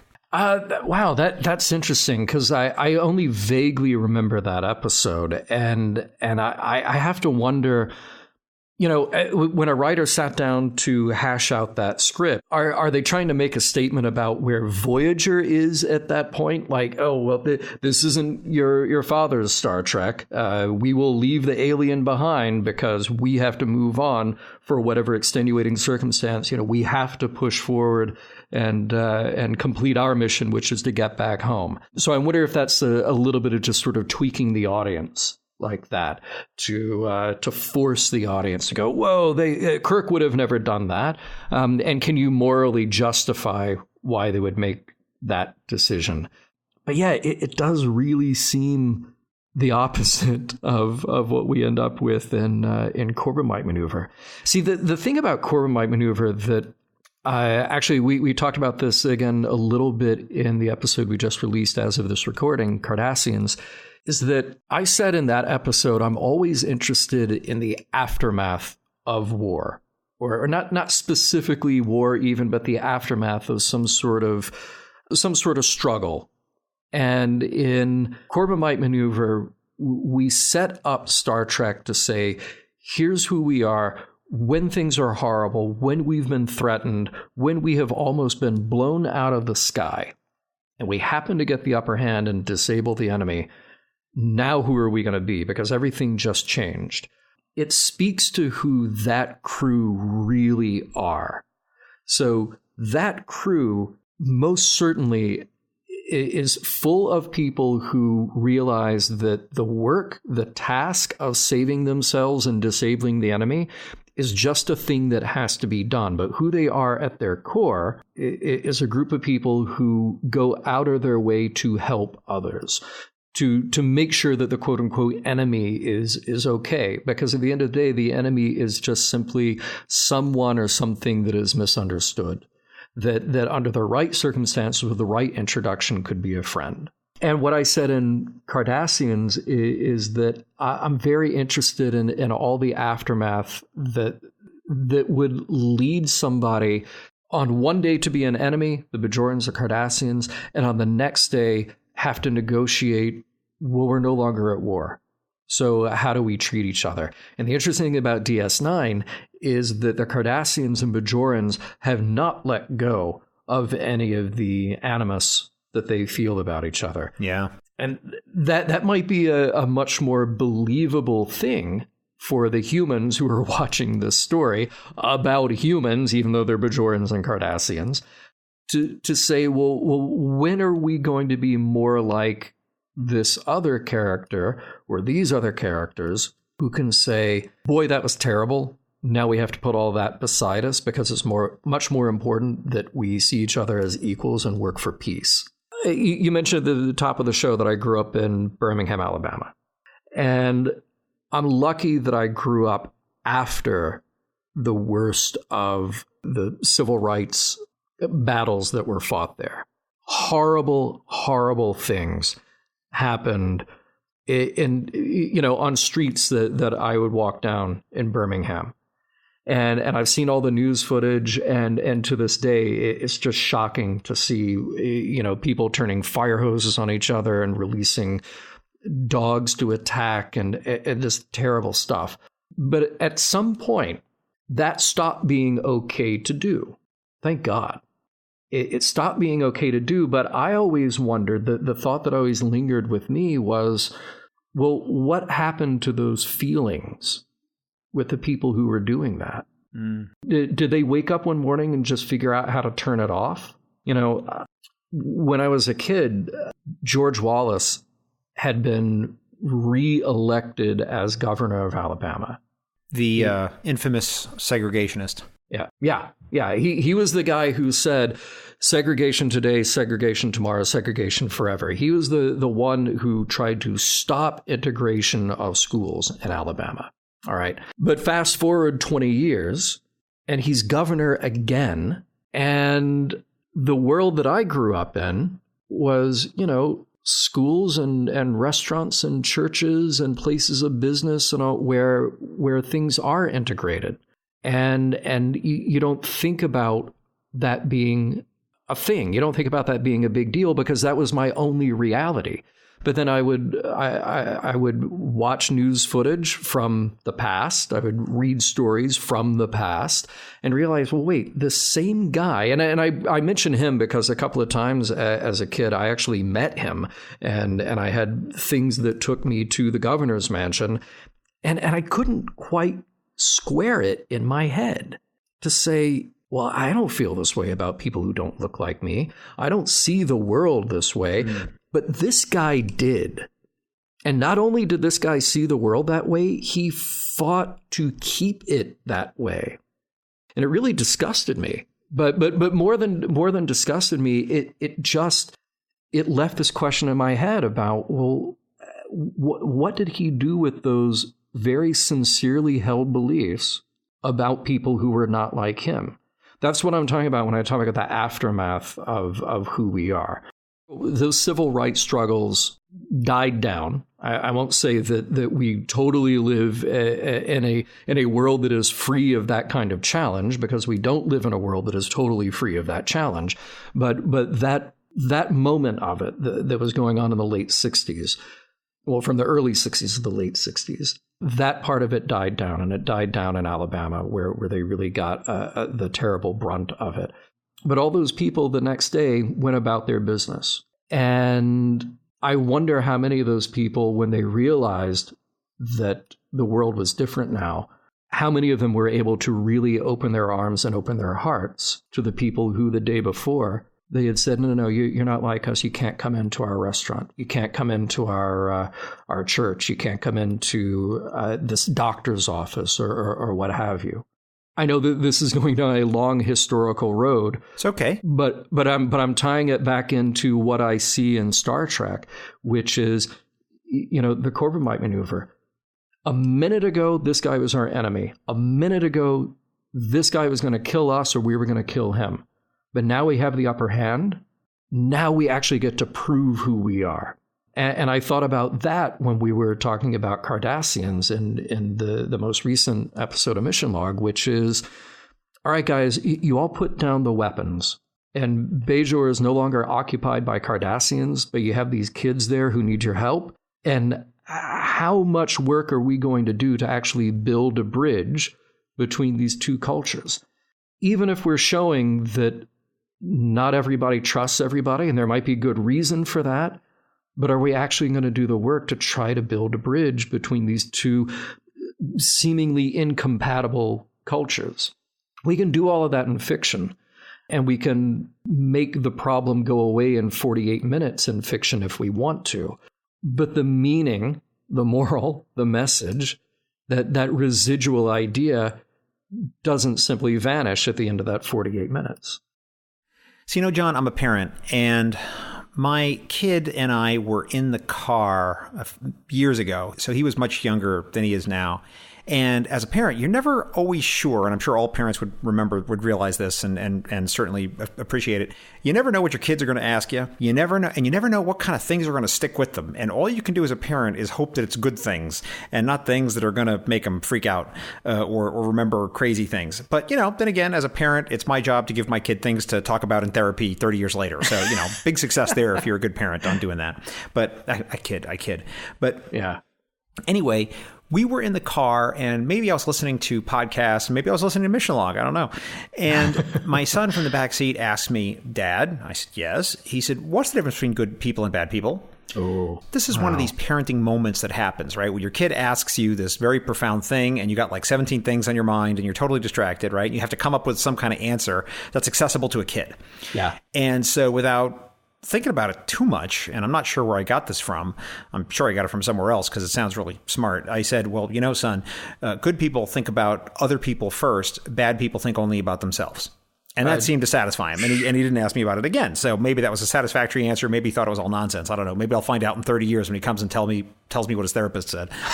But as I watch Star Trek and as I think about life and politics and our current moment in 2018 as we record this, I also think about what I said in that moment, and I often use that yardstick in my own head. And as I look at the Corbomite maneuver, it's a great example of that, right? We're in a dangerous place. We're in a spot where we're hurt. We aren't fully recovered in our ship. We have things for ourselves we have to sort out. But I forget the name of the other ship. Oh, the Fesarius. There you go. The Fesarius. The Fesarius. So the Fesarius needs something now, and we are just going to turn around and we are going to go and help them. And I thought it was a very beautiful concept and a very beautiful idea. But as we think about Deep Space Nine and we look at the Bajorans, the Cardassians, I'm not sure that they have access to that kind of philosophy yet. I just don't necessarily see that in them. Yeah. I don't know. What do you think? No, I think what you said is brilliant in its simplicity. It cuts absolutely to the heart of something that's very difficult to explain. But here's the thing, and I think this is why Star Trek as a piece of art, as a piece of mythology is so good, because you can tell that to somebody. And hopefully your son internalized it, and now 5 years later, and 5 years from now, and 20 years from now, those words will be remembered because it's a simple way to understand a complex thing. But I think what we do in our art is we explore the complexity in order to remind ourselves of these simple equations, right? Nothing that is happening in Star Trek as far as storytelling is particularly new.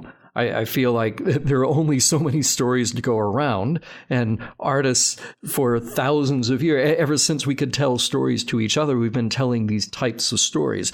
Good guys, bad guys, stories of sacrifice, stories of helping people in need. Pick any genre, pick any romance, whatever. There are only so many stories. But what we do is we keep telling them over and over again in new and different and complex ways to help sort of re-trigger, to refire that part of us that says, oh yeah, that's the lesson that I wanted to be reminded of. And you might get that out of a religious text. You might get it out of a piece of mythology. You might get it out of a TV show that's something brand new that's not a genre thing at all or a movie or whatever. But Star Trek has made this part of its trade now since 1966 to say, here's a thing that we will explore, hopefully in a profound way. And again, not every episode has to be profound. Not every episode has to cut right to this sort of deep human and humanistic core. But when it does, it really does. It really does it well. John, the M5 has also listed the TNG episode Who Watches the Watchers for us to talk about. And this in particular is the one where there is a proto-Vulcanoid race on a planet, and they don't have spaceflight capability yet. And there's a Starfleet observation mission there, and there is some cultural contamination that Troy and Riker then have to go down and sort out. So why is this an episode that the M5 says we should talk about? So this is sort of the bookend. It's the grown-up version of How Sharper Than a Serpent's Tooth. And but played from the opposite end, which is why I think it bookends that nicely. So there's something that's a pervasive message in Star Trek without always coming out and hitting you on the head. And that thing is saying to the viewer that humanity's okay, humanity's smart, humanity can work hard, humanity can solve its problems. And we don't need to look to supernatural explanations or supernatural help to get us out of a jam.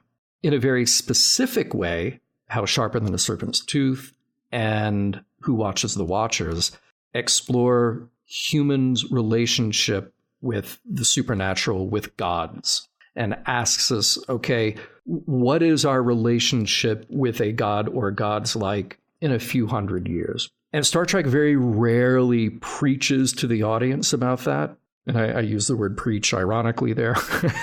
But it's okay, man. It's all right. It's just you and me talking, man. There ain't nobody else here. It's a private conversation, just you and me. Yeah, exactly.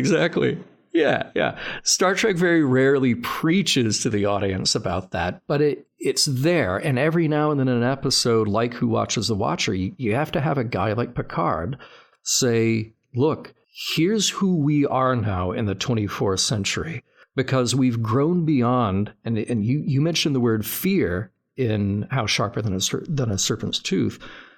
We've grown beyond the fear that forced us to worship something bigger than ourselves, or feel like we had to bow down to something bigger than ourselves, or wait for that thing to solve our problems for us. And I think that's a profound thing for light entertainment for the whole family to be able to do. It speaks to me very personally because I grew up in the South. I grew up with very conventionally, going to church every Sunday and Wednesday nights for Wednesday night dinner, which I loved. I was raised one way in one particular church. My grandparents were in a different kind of church, and other people in my family were also in different churches. And I had the benefit of being exposed to different religions when I was a kid, too.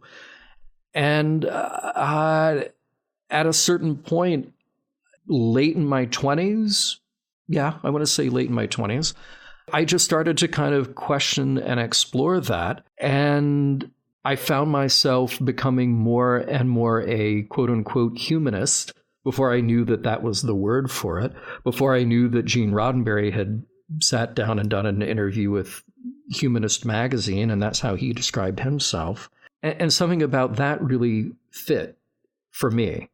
The thing about it that fit was thinking, humans are the ones who have designed philosophies and mythologies and stories to tell ourselves who we are and to help create a guide map of where we should be going. And a part of that should be getting rid of the fear that comes along with, angering a god who will punish you if you do the wrong thing or say the wrong thing or think the wrong thing, and will punish you for eternity if you really say the wrong thing or do the wrong thing or think the wrong thing.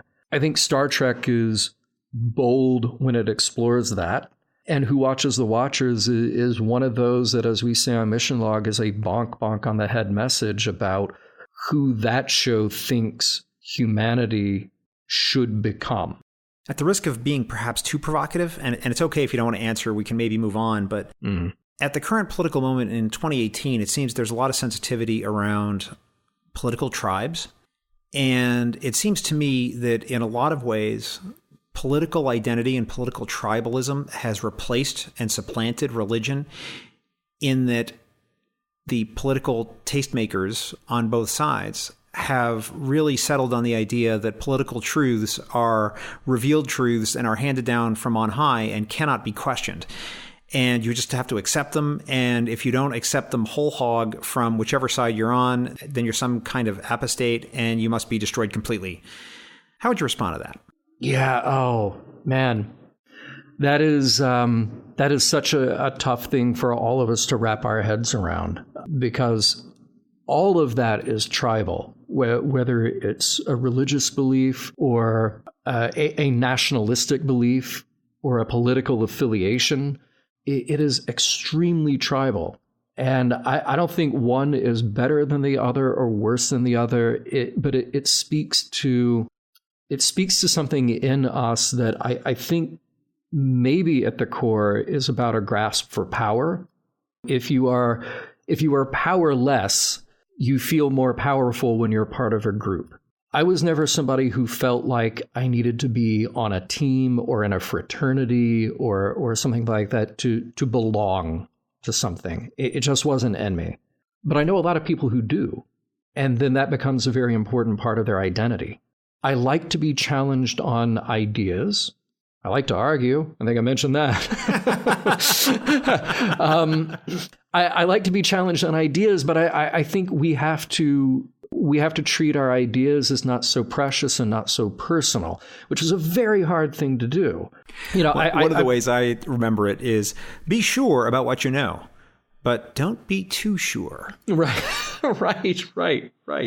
And you know, the best arguments about ideas come backed up with evidence and not anecdotes and a respect for where the other person is coming from. Now, all that said, ridiculous ideas need to be ridiculed. I think that is very important. Sometimes you've got to break eggs to make omelets. How many of these can I just throw out? You know, sure. Sometimes that has to happen. It doesn't always change minds, but that is part of discourse.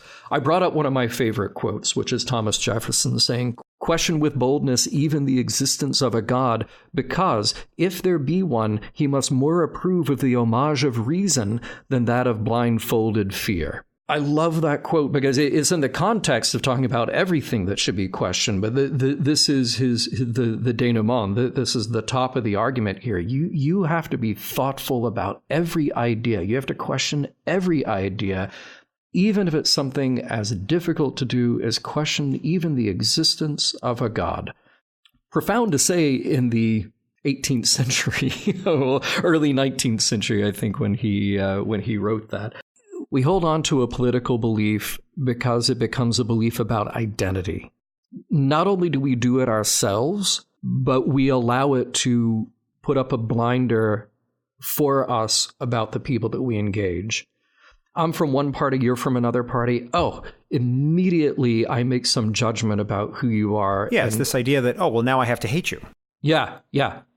Or even if you can get beyond the idea of I have to hate you, you make assumptions about where that person is coming from. And, well, if they believe this, then they must believe this. You know, Ken and I had a guest on Mission Log Live who is a philosopher, Kyle Johnson, who contributed to books. He contributed to the Ultimate Star Trek and Philosophy. Mm-hmm. And he talks about this idea of the observer changes that which is being observed. Like the Heisenberg uncertainty principle. Absolutely. So here's a guy walking down the street, and that guy could be anything. But you see then suddenly that guy, you get a better view, and he's wearing a Make America Great Again hat, or he is wearing a Bernie Bros hat, or whatever. suddenly that person changed because of the observer. Now the observer is putting every possible idea about what that person believes, where that person is coming from, who that person is, without actually getting to know who that person is. I'm not saying that that is 100% wrong. It's a very natural human thing that we do. We do divide into tribes. Yeah. And you meet somebody and you start to immediately size them up into general categories. I'm actually reminded of something from another fandom. I'm reminded of something from Babylon 5, which any listener to this show will know. I hold a special place in my heart for a lot of reasons. But one of the things they did on that show as a production thing, which was actually considered an innovation, amazingly enough, is, they had aliens in prosthetics every single week. So what they did was they actually hired a number of alien actors and they put them on staff, and they were all the same shape, the same size roughly. And so each week they didn't have to worry about casting new aliens. They would just say, okay, we need 3 Marcab, 4 Narn, and 2 Centauri. And they would have these same guys, and they would just show up and put on the prosthetics, and off they went. And they could be any kind of alien each week. And they actually got to save a ton of money in doing this. I mean, it really was quite a simple idea, but really, really, really helpful for the budget. Yeah, no question about that.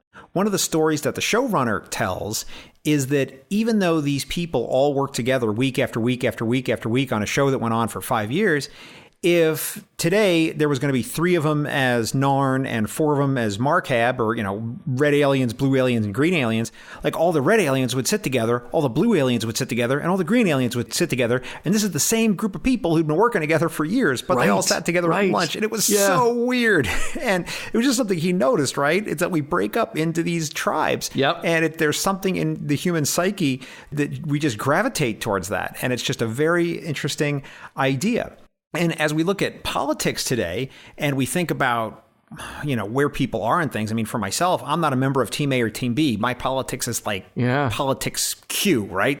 Q. So I don't fit in with any of these particular groups. So I don't fall into the habit of getting wrapped around the axle about the latest outrage of the day that's on either side, because I'm sort of outside of it looking in. So I don't really feel it the same way they do. I have other outrages that no one else seems to care about that bother me. But I do try to examine my beliefs with a very well-deserved humility. And I try to self-examine my life, like Socrates in Plato's Dialogues talks about, right? Self-examined life, why that's so important. And if you're not doing that, your life isn't even worth living. You really have to think about what kind of person you want to be. Mm-hmm. And I think that Star Trek is something that helps with that a little bit. And it challenges us to think about, are we living our life for others? And not just the other people right around us, maybe our family members and our friends, but also the wider human family, those people who might be 5 or 7 standard deviations away in living and being from how we are, in different cultures on different sides of the world, with completely different dimensions to their life than might even be accessible to us. Are we living in a way that's helpful for all of the others in the world? It's a really pretty heavy idea to think about. So I realize I just put a bunch of pretty heavy stuff on the table there, but what do you think? I wonder if we do that. I don't mean to take it to kind of a depressing place, but, we all like to think that we have arrived at our ideas for good, rational reasons, and we haven't. A lot of the preconceptions and reasons that we have for our beliefs, whatever they are, personal, political, social, religious, a lot of that stuff we arrive at for emotional reasons and just by virtue of the fact of where we were born and who raised us. And it's very hard to unravel and untangle that. I also think that we tend to think that we have empathy, and we can watch a show like Star Trek that has a deep core of empathy in it for those who are not like, quote unquote, us. But do we actually live it? Because it's one of those things that looks good on paper, but look, whether you're getting your morals, meanings, messages from Star Trek or from the Bible, which also says to love one another, we don't always practice that. In fact, the majority of the time we don't practice that. And I've said before on our show how I'm amazed and disheartened every time you hear about someone who had a sudden change of heart because the problem of the other, quote unquote other, suddenly ended up in their backyard, in their family. To me, the default position should be empathy. And none of us are perfect at that. None of us have 100% batting average on that. But when you read about the person who was a hateful homophobe, who then suddenly, they found out that their son is gay. Oh, so now we won't be so hateful. So now we'll maybe champion the fact that people who don't live the same lifestyle that I do should also have rights. That kind of thing, half of me says, well, good for you for having a change of heart. The other half of me says, where was your empathy before that? What actually, what actually prevented you from seeing people unlike yourself as something less than yourself? Because the messages are there. The messages are out there in Star Trek or whatever to say, hey, try this. Try seeing somebody who's not exactly like you as being equal and worthy of respect. Well, then, John, at the risk of asking you a question, I suspect I already know what the answer is. Let me offer you this. Mm-hmm. Who mourns for Adonais? Are we to ridicule him? Are we to embrace him? Are we to ignore him, or should we pity him?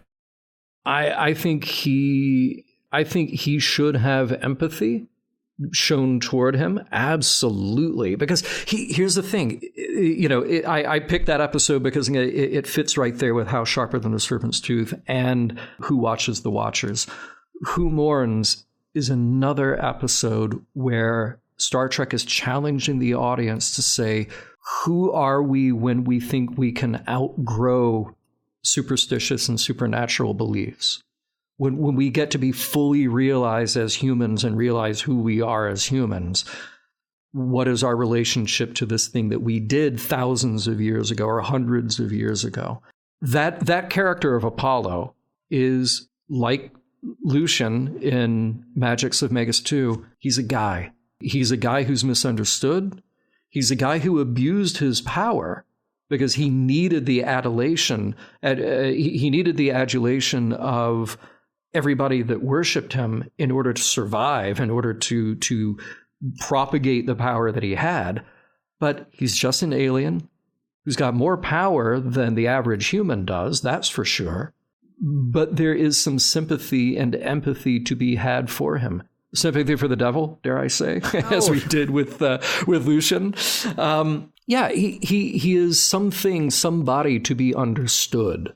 And that's what's cool about every time Star Trek comes across another, whether it's a hyper godlike character like Q, or there were the Metrons in Arena. Every time we come across them in Star Trek, we go, yeah, it's just another thing, another race, another creature that we don't understand. They're more advanced than us, but that's okay.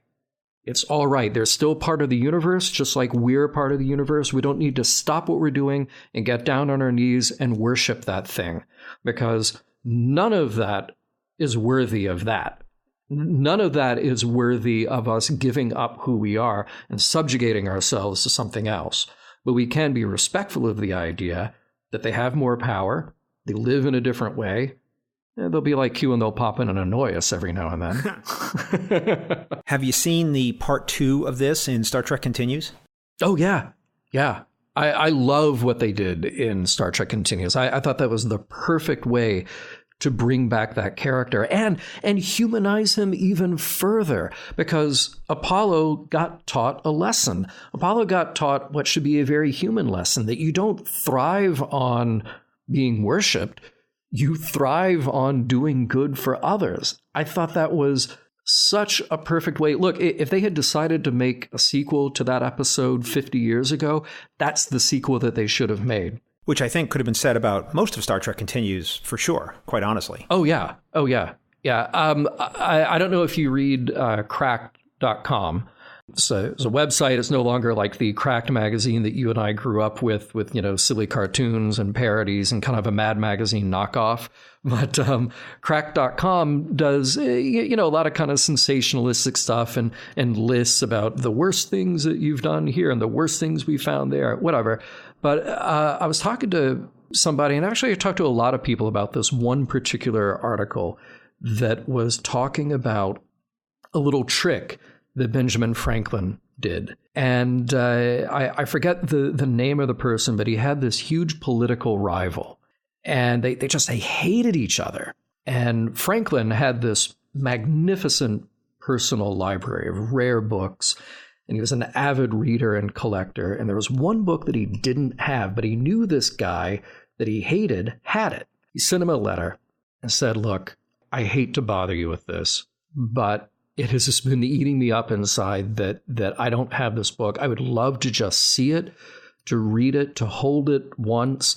And I promise you, I will treat it as if it were my own, but I just really want to read it, and I'll give it back to you in exactly the condition that you sent it to me. And this rival of his did exactly that. He got the letter from Franklin. He sent him the book. They corresponded about it, and they became friends. And the lesson of that was, look, you can be cynical about it and say that it was a cheap manipulation, because the manipulation is, at its core, if you do something for somebody else, you will like that person better. Now, the flip side of that is the more that is done for you, you can actually start to resent those who were doing so much for you. You think about celebrities who every minute of the day are being fawned over and they're being herded from one place to another and to this restaurant, and the service in the restaurant goes over the top because there's a celebrity here. And that must keeping up with the Kardashians. Yeah, right. And it does a number on your head. It must be maddening. It must absolutely make you go nuts. But people who turn that around and do more for other people, they're the ones who are more sort of centered and balanced and psychologically okay. And I think it was in this same article they talked about celebrities who kind of do this. And Keanu Reeves was one who, look, I'm not particularly a fan of his. I didn't really enjoy the Matrix movies that much. What? I know. Bill and Ted is fun, but he's not somebody who's really on my radar as a favorite or a least favorite. But the thing in this article that knocked me out was saying that for the Matrix movies, he gave up all of his participation points in the profits of those movies, and he had that divided up among the special effects workers because they were the least paid out of that group, yet worked the hardest. And he made a lot of millionaires by doing that. But it wasn't something that was like a big showy thing. He didn't make a press release saying, here's what I'm doing. No, it was pretty quiet. It stayed under the radar. And then these people who got that as a gift were grateful, of course, but he got to do something for them. And the point of this article was saying that there are some people like him, and that's just one of many examples of the types of things that he would do to go out of his way, do something for somebody else. So what you're saying, John, if I understand you correctly, is that good people think about others, and bad people think only of themselves. You summed it up so well, and I think you should tell your son that, too. So next up, John, tell me why the M5 has said we should talk about the Voyager episode Mortal Coil, which, as we record this in the middle of 2018, looking at the mission log runway, the mission log plan will probably be recorded in the year 2047 on mission log. So tell me why the M5 thinks we should talk about this episode. Yeah, oh, you're so good. I thought it was 2036, but yeah, they did a correction there. Yeah. Well, again, I picked these episodes that have a very humanistic core in them because, look, we can talk about Star Trek's sort of moral lesson about thinking of others, doing for others, living up to your ideals. But there's a Star Trek philosophical message in there that says, we as human beings, we are nothing more and we're nothing less than a part of the universe. And we excel when we accept that. Now, in Mortal Coil, Neelix dies, but he doesn't stay dead for long. Find a way to bring him back.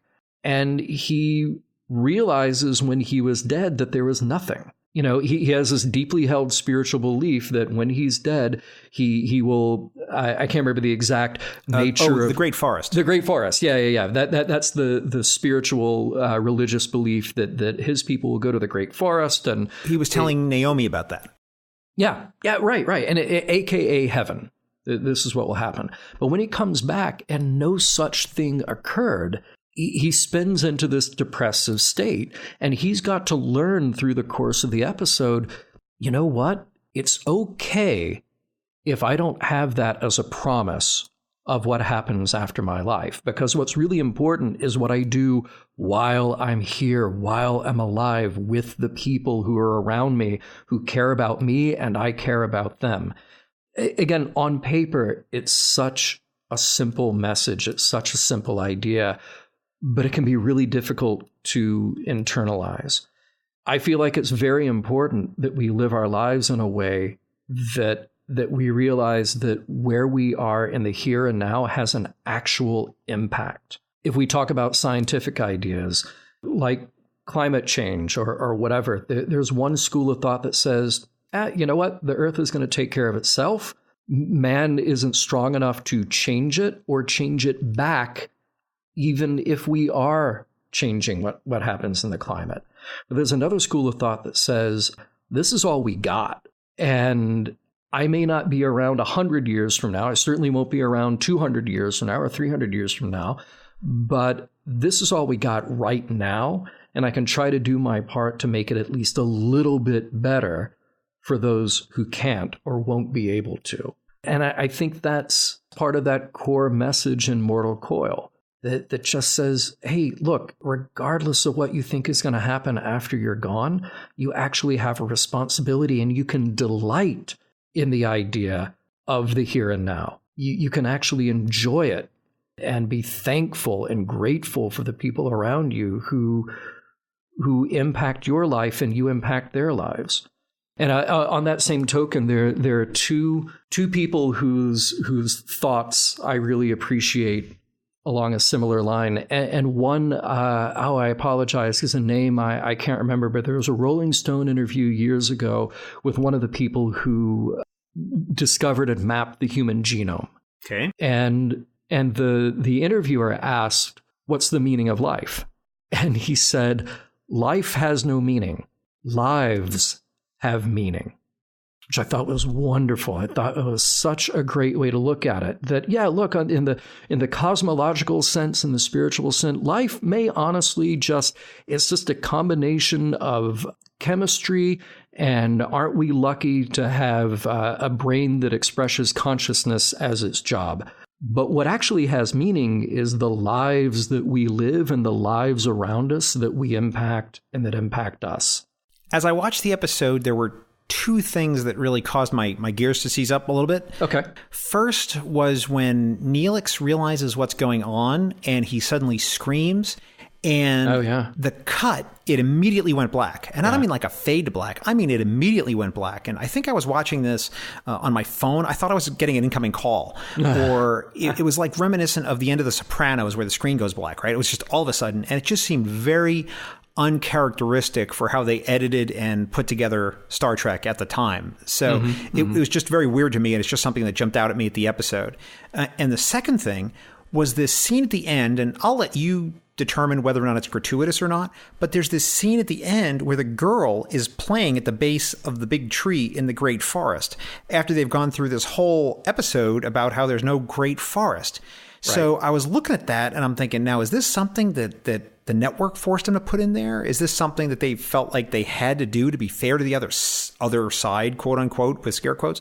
I just didn't understand it. So give me your take on this, John. Help me out here. Well, so two things.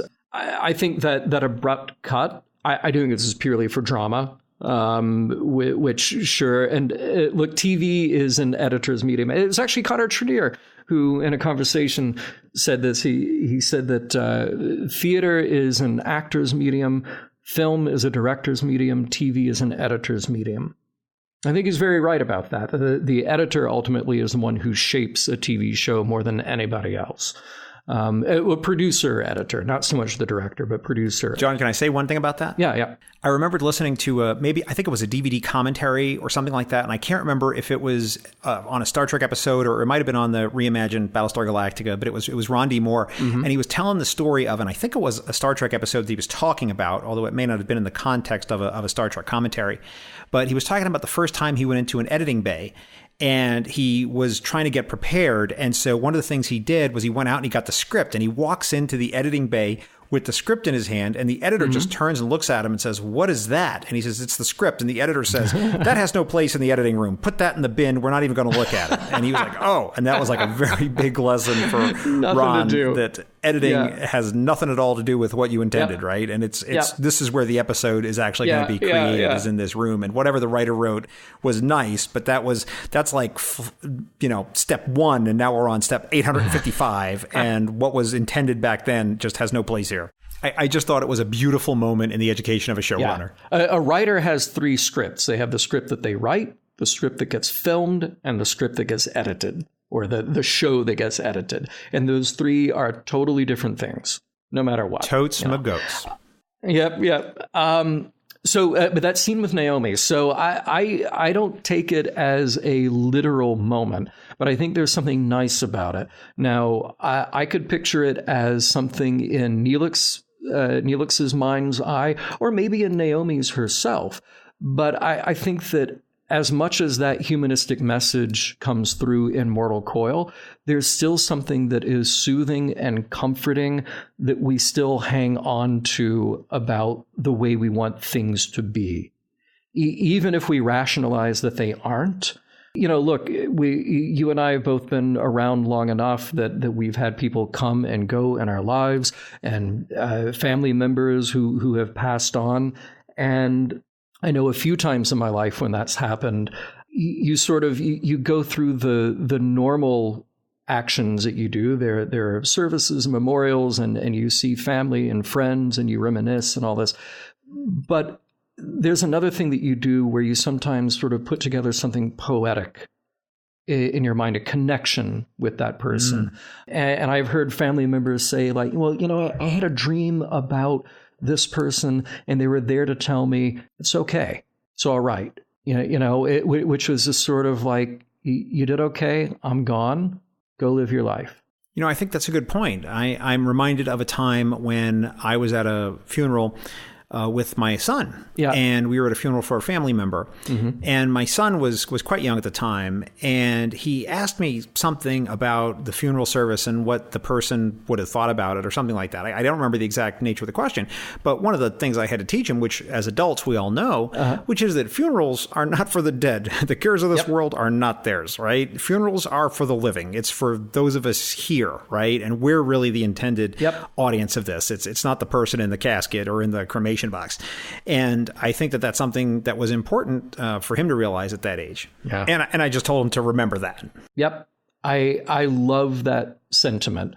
I mean, look, that said, when I'm gone, I want there to be a hell of a party. But a funeral is for the living. And I think that what happens sort of beyond that, whether immediately or down the road, I remember these moments of people, family or friends, whomever, making connections with something. Maybe it's with whether it's a dream or something they see that reminds them of that other person. We do have a confirmation bias, when things pop up that make you think about something else. You remember those more frequently than the things that are not hits. But that's okay. Even if you just chalk it up to a psychological phenomenon, we all have confirmation bias. It's all right. We still get to create the poetry in that for ourselves. We still get to hang on to that belief for ourselves. So totally. The thing with Naomi in the forest, even if the show is trying to say, look, there's not literally this place. When Neelix dies, or anybody from his, they don't literally go to the great forest. But there's still a poetry and a comfort in this belief that maybe helps him to sleep at night. It's all right. So, all right, let's check on him in 10 years or 20 years and see if his beliefs have shifted one way or the other, if he needs that belief or not. Well, I think that's what Star Trek is about. We've talked about it before in the episode. It's that the idea that humanity's best days are yet to come, which, as we record this in 2018, to a lot of people, might seem to be a preposterous idea. There's certainly a lot of chatter that it's all going down the tubes. The end is here. It's only going to get worse, and things are getting worse, and things are horrible. Yeah. But I think that there's a hopefulness in Star Trek which is very contrary to that, and it's something that I think is uplifting and positive for sure. Yeah, it really is. I mean, I think everybody has a story in his or her head about where we'll be in 5 years, 10 years, 15 years, 20 years. And I would like to think that the majority of those ideas are positive. I think very few people actively think we're only in a one-way direction that is a decline. There are many things, even if I look at the political landscape today, the sort of, I wouldn't even say moral, because there's a good argument to be made that we are getting more moral as a species. I would refer people to Michael Shermer's book, The Moral Arc, on that. I'm a big believer in science and technology, not as being the savior for us, but in providing us better tools to hopefully make better decisions about how we should treat each other and how we should treat our planet. I agree with you. It's not about warp drive. If we don't have that in 100 years or 500 years, it's not about that. It's about how we see ourselves and hoping that we work to find some common ground, some commonality. John, let's go back in time, and you can tell me exactly how far back in time we're going to go. When someone, I guess it might have been Rod, I don't know, you can correct me on that, said, hey, I want to do this podcast thing, and I want you to be a part of it, and it's going to take about 15, 16 years, and here's what it's going to be, and maybe it's going to be called Mission Log, maybe you came up with the title later, it doesn't matter, but why would you sign up for a 15, 16-year Star Trek project? It's amazing. Tell me what was going through your mind and how it happened.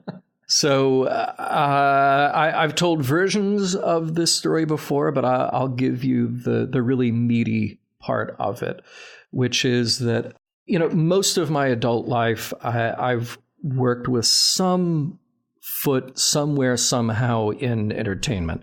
I grew up as an actor, didn't really do much of it in college. I worked more in journalism when I was in college. But then as soon as I moved to Chicago, I started getting back into things. I was in a theater company. I did Second City. And then I started developing web shows, and that kind of spun off into internet radio and podcasts and all this. So I've got that streak in me anyway. So if somebody wants me to show up for a thing that is even remotely entertainment or performance or production based, I'm usually going to give a good listen, to see if it fits with what I want to do. Well, you totally erred by being on this show, man. Let me tell you. Yeah. So sometime in early 2012, and I had already been out in LA a couple of years at that point, and I'd already known Rod a few years at that point. He and I are having dinner. Just the two of us. We're at a bar. We're at the old Palm, which was in kind of West Hollywood. They've moved to Beverly Hills now. I don't think it's nearly as cool as it was at the old place. Is that still around? Is it a chain? Because there's a Palm here in Las Vegas. I'm not sure if it's the same thing. Yeah, the Palm Steakhouse, yeah. Oh, okay. Well, I've eaten there. There's one at the Forum Shops, the Caesar's Palace. I've eaten there. It's right as you walk in. It's connected to the Coliseum Casino. Oh, good steaks. Yeah. There you go. Yeah, well, the one that was in West Hollywood is one where they had all the caricatures on the wall. And sure enough, there's Gene Roddenberry with about a 4-year-old Rod as caricature on the wall. Nice. And then a little sketch of the Enterprise and Kirk and Spock. And when they closed that restaurant, they offered to the celebrities to have their portraits cut out of the wall. And it's now hanging in the room, 2 rooms over from where I am, right above the captain's chair in our office. What? So, yeah. Yeah. That's it. I'm jealous. I'll send you a picture. It's awesome. So I loved that place, and it's just an old school classic steakhouse.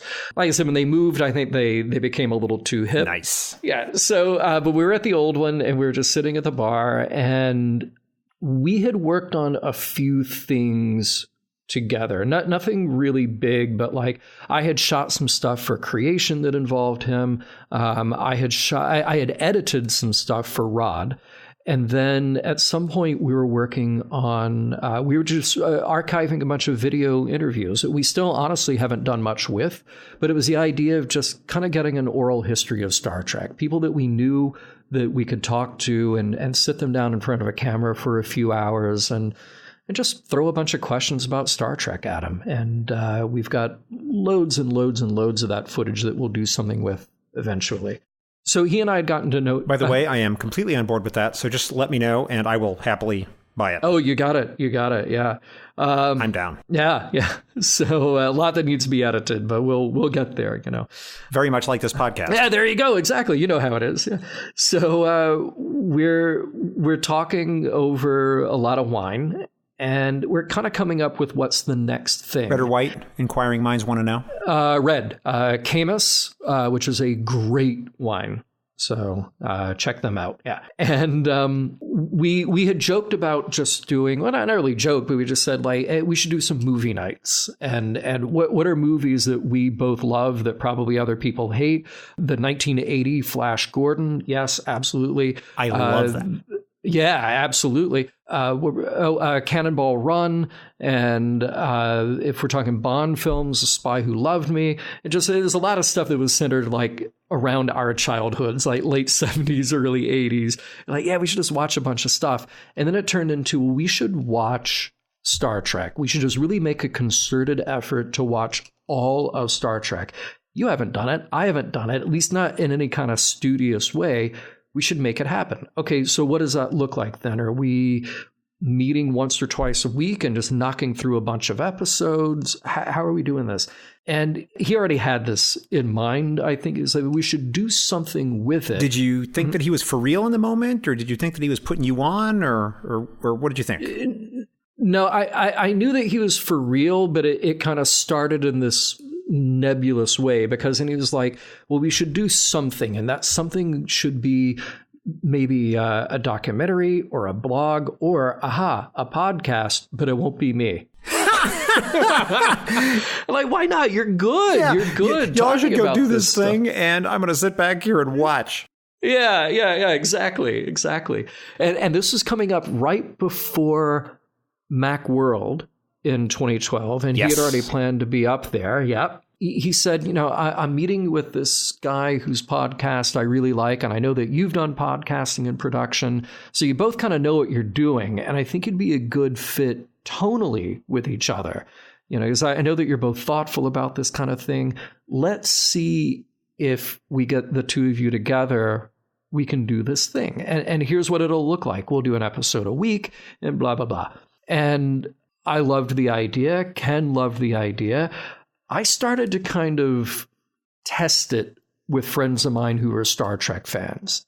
And I said, what would you think? And bear in mind, these are friends of mine, not just random people, but friends. And be like, what would you think? Get it? Yeah. What would you think if I did a show where we examined every episode and we talked about the philosophy, the morals, the heart of the show? And they're like, yeah, I don't really listen to podcasts. Oh, no. So I just left and right as people saying, no, yeah, it's not a thing I would be into. So I'm like, okay, well, this doesn't bode well, right? A couple of months later, we're meeting on the phone and we're trying to hammer out what the format of the show would be, because we know that we want it formatted. We know that we want people to be able to tune in and know what they're going to get from segment to segment. And we recorded a handful of test episodes, and we felt like then it was ready to launch in August of 2012 at STLV. And it was very shortly after the launch that somebody sent us a spreadsheet with every episode saying it's going to take you 14.9 years to get through all of this. And they hadn't even calculated in, like, okay, look, we need to take some breaks in here for holidays, just for our own personal sanity. Yeah, they didn't know you were going to do the animated 2-in-1. They didn't know you were going to take those breaks. Yeah. Right. And of course, that was before the J.J. Abrams movies. It was before Discovery. It was before everything that now Discovery has spawned, where we might have 4 or 5 simultaneous Star Trek shows on a year or two from now. Who knows? So it sounds really cheesy, but look, the reality of it is I'm glad to do the job because it's a creative outlet for me. And I love Star Trek. So I love the idea that part of my job is to watch a show that I already care about, that I already want to talk about, and then get on a mic and do it. But more importantly, and this is the cheesy part, is that I get to do this with my friends. And Rod knows that, he and I have an open enough relationship that we can call each other out on stupid things. But he also knows that I would go to the ends of the earth for him. And Ken too. Ken and I didn't know each other before the show, but we've become friends through doing the show. And it's weird to have such a strong relationship with somebody that you don't really see that often. Yeah. We spent years doing the show together where we would only see each other for that week at Vegas. And that was it. But the highlight of doing this is that I get to do this with and for my friends. And the thing that keeps me in check is that I don't want to let my friends down. I do this for them. And I feel like in a way they do this for me. And it's sort of icing on the cake that people actually tune in to listen to it. I've talked about this on the show before, and I have to say there's people in my life that, I'm very close to and just the amazing, wonderful people that are around me. They're just great. But they tend not to be Star Trek fans. And so I end up self-censoring a lot. And one of the things I appreciate about the convention and about those kinds of venues is that I don't do that at all. Yeah. So if I walk into a room and there's a bunch of things sitting on the table, I'll say, there's a bunch of things on the table. But what I really want to say and what I would say and with my Star Trek peeps is, there's 47 things on the table. And everyone will understand why that's funny, right? Because they're all in on the joke.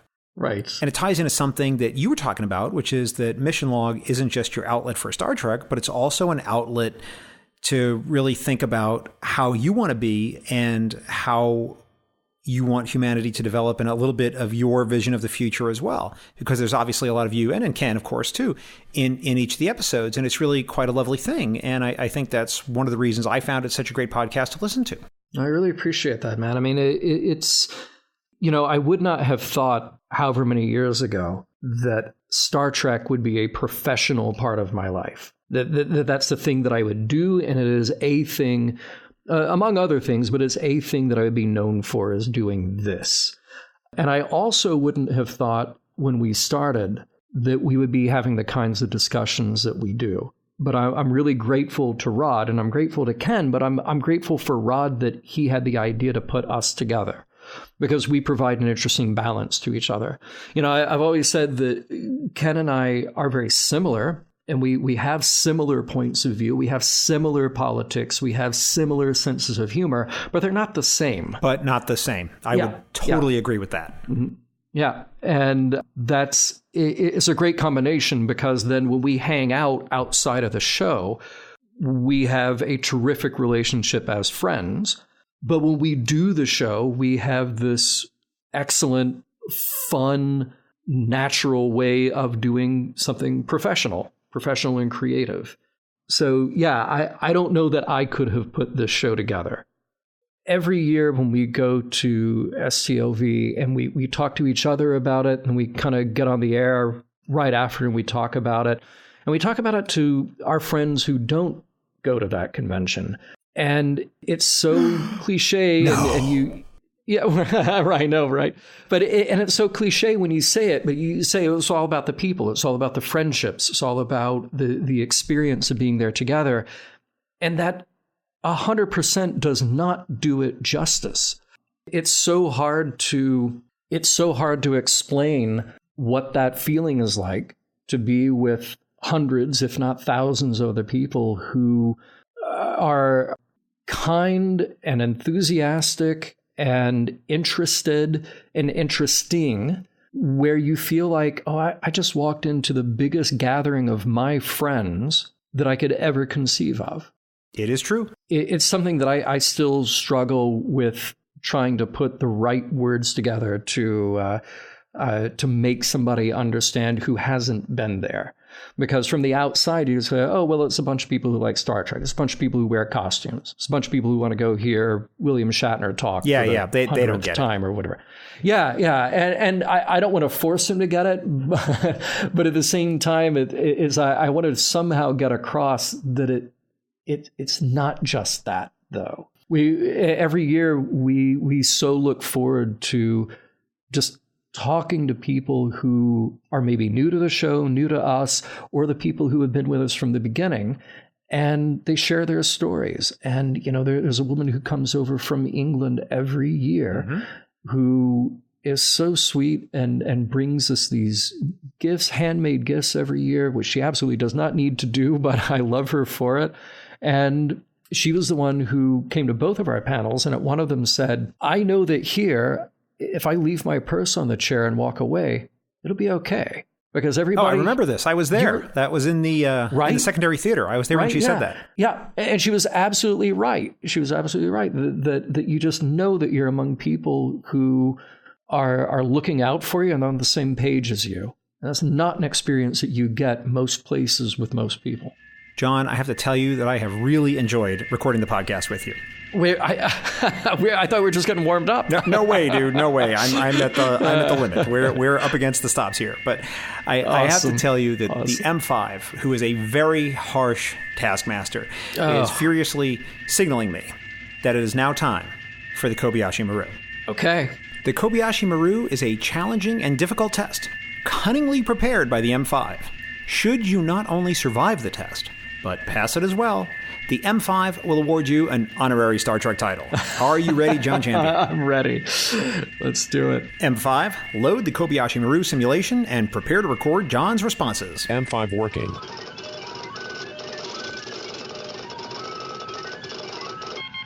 Simulation loaded and ready. Question 1. Unfortunately, you have graduated near the bottom of your class at Starfleet Academy. Such a shame.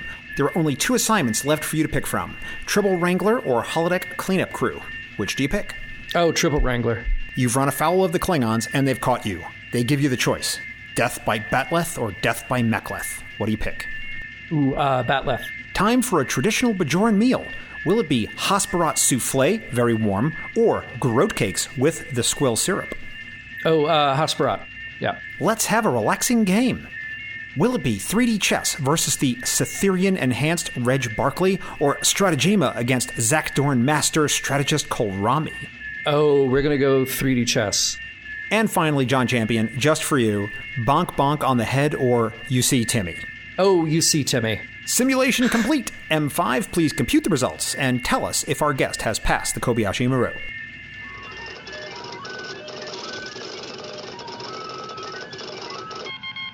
Mr. Champion, I am pleased to tell you that the M5 has calculated that you have passed the Kobayashi Maru simulation. Congratulations! Amazing.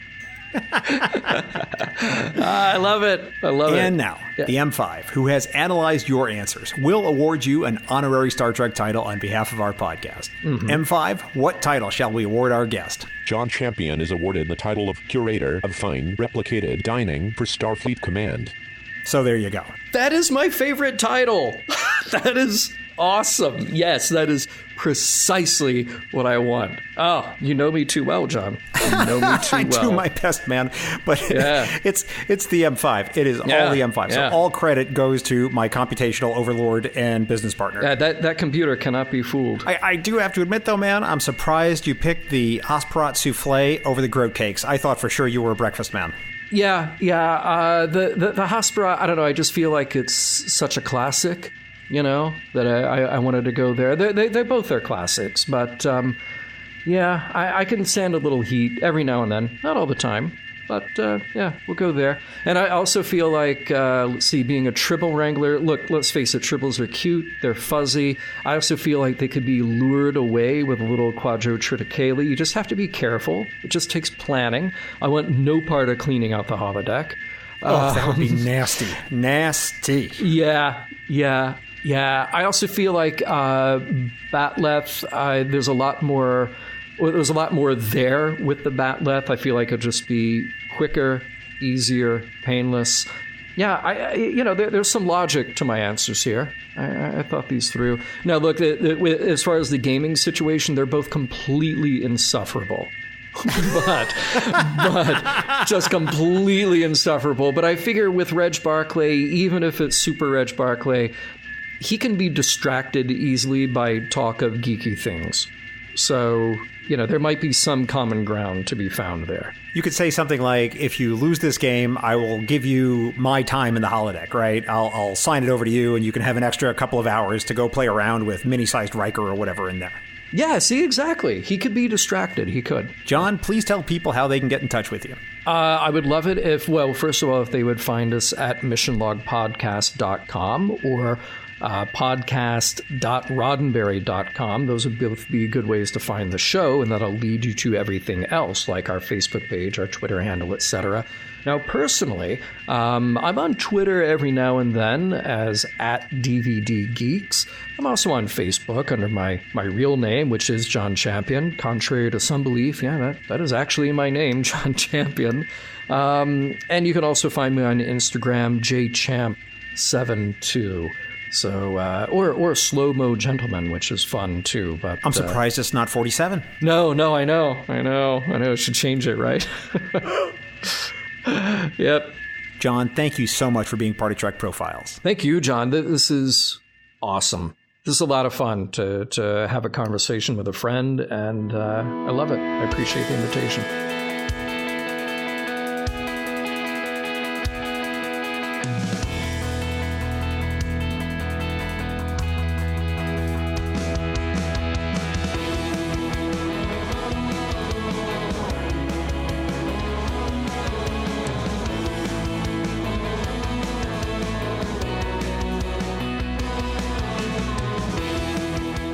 Here ends this installment of the Trek Profiles podcast, and before we offer a Trek quote to close this episode, I'd like to remind you that you may send us your considered feedback, your spiteful missives, or your recipe for a nice and piquant plomeek soup to feedback@trekprofiles.com or on Facebook or Twitter @TrekProfiles. Anything you send us may be used in the show, or it may be offered up to the prophets as tribute. This week, I leave you with a quote from Captain Kirk, who in the episode Who Mourns for Adonais said, quote, "We share the same history, the same heritage, the same lives. We're tied together beyond any untying. Man or woman, it makes no difference. We're human." Close quote. Thanks for listening, and live long and prosper.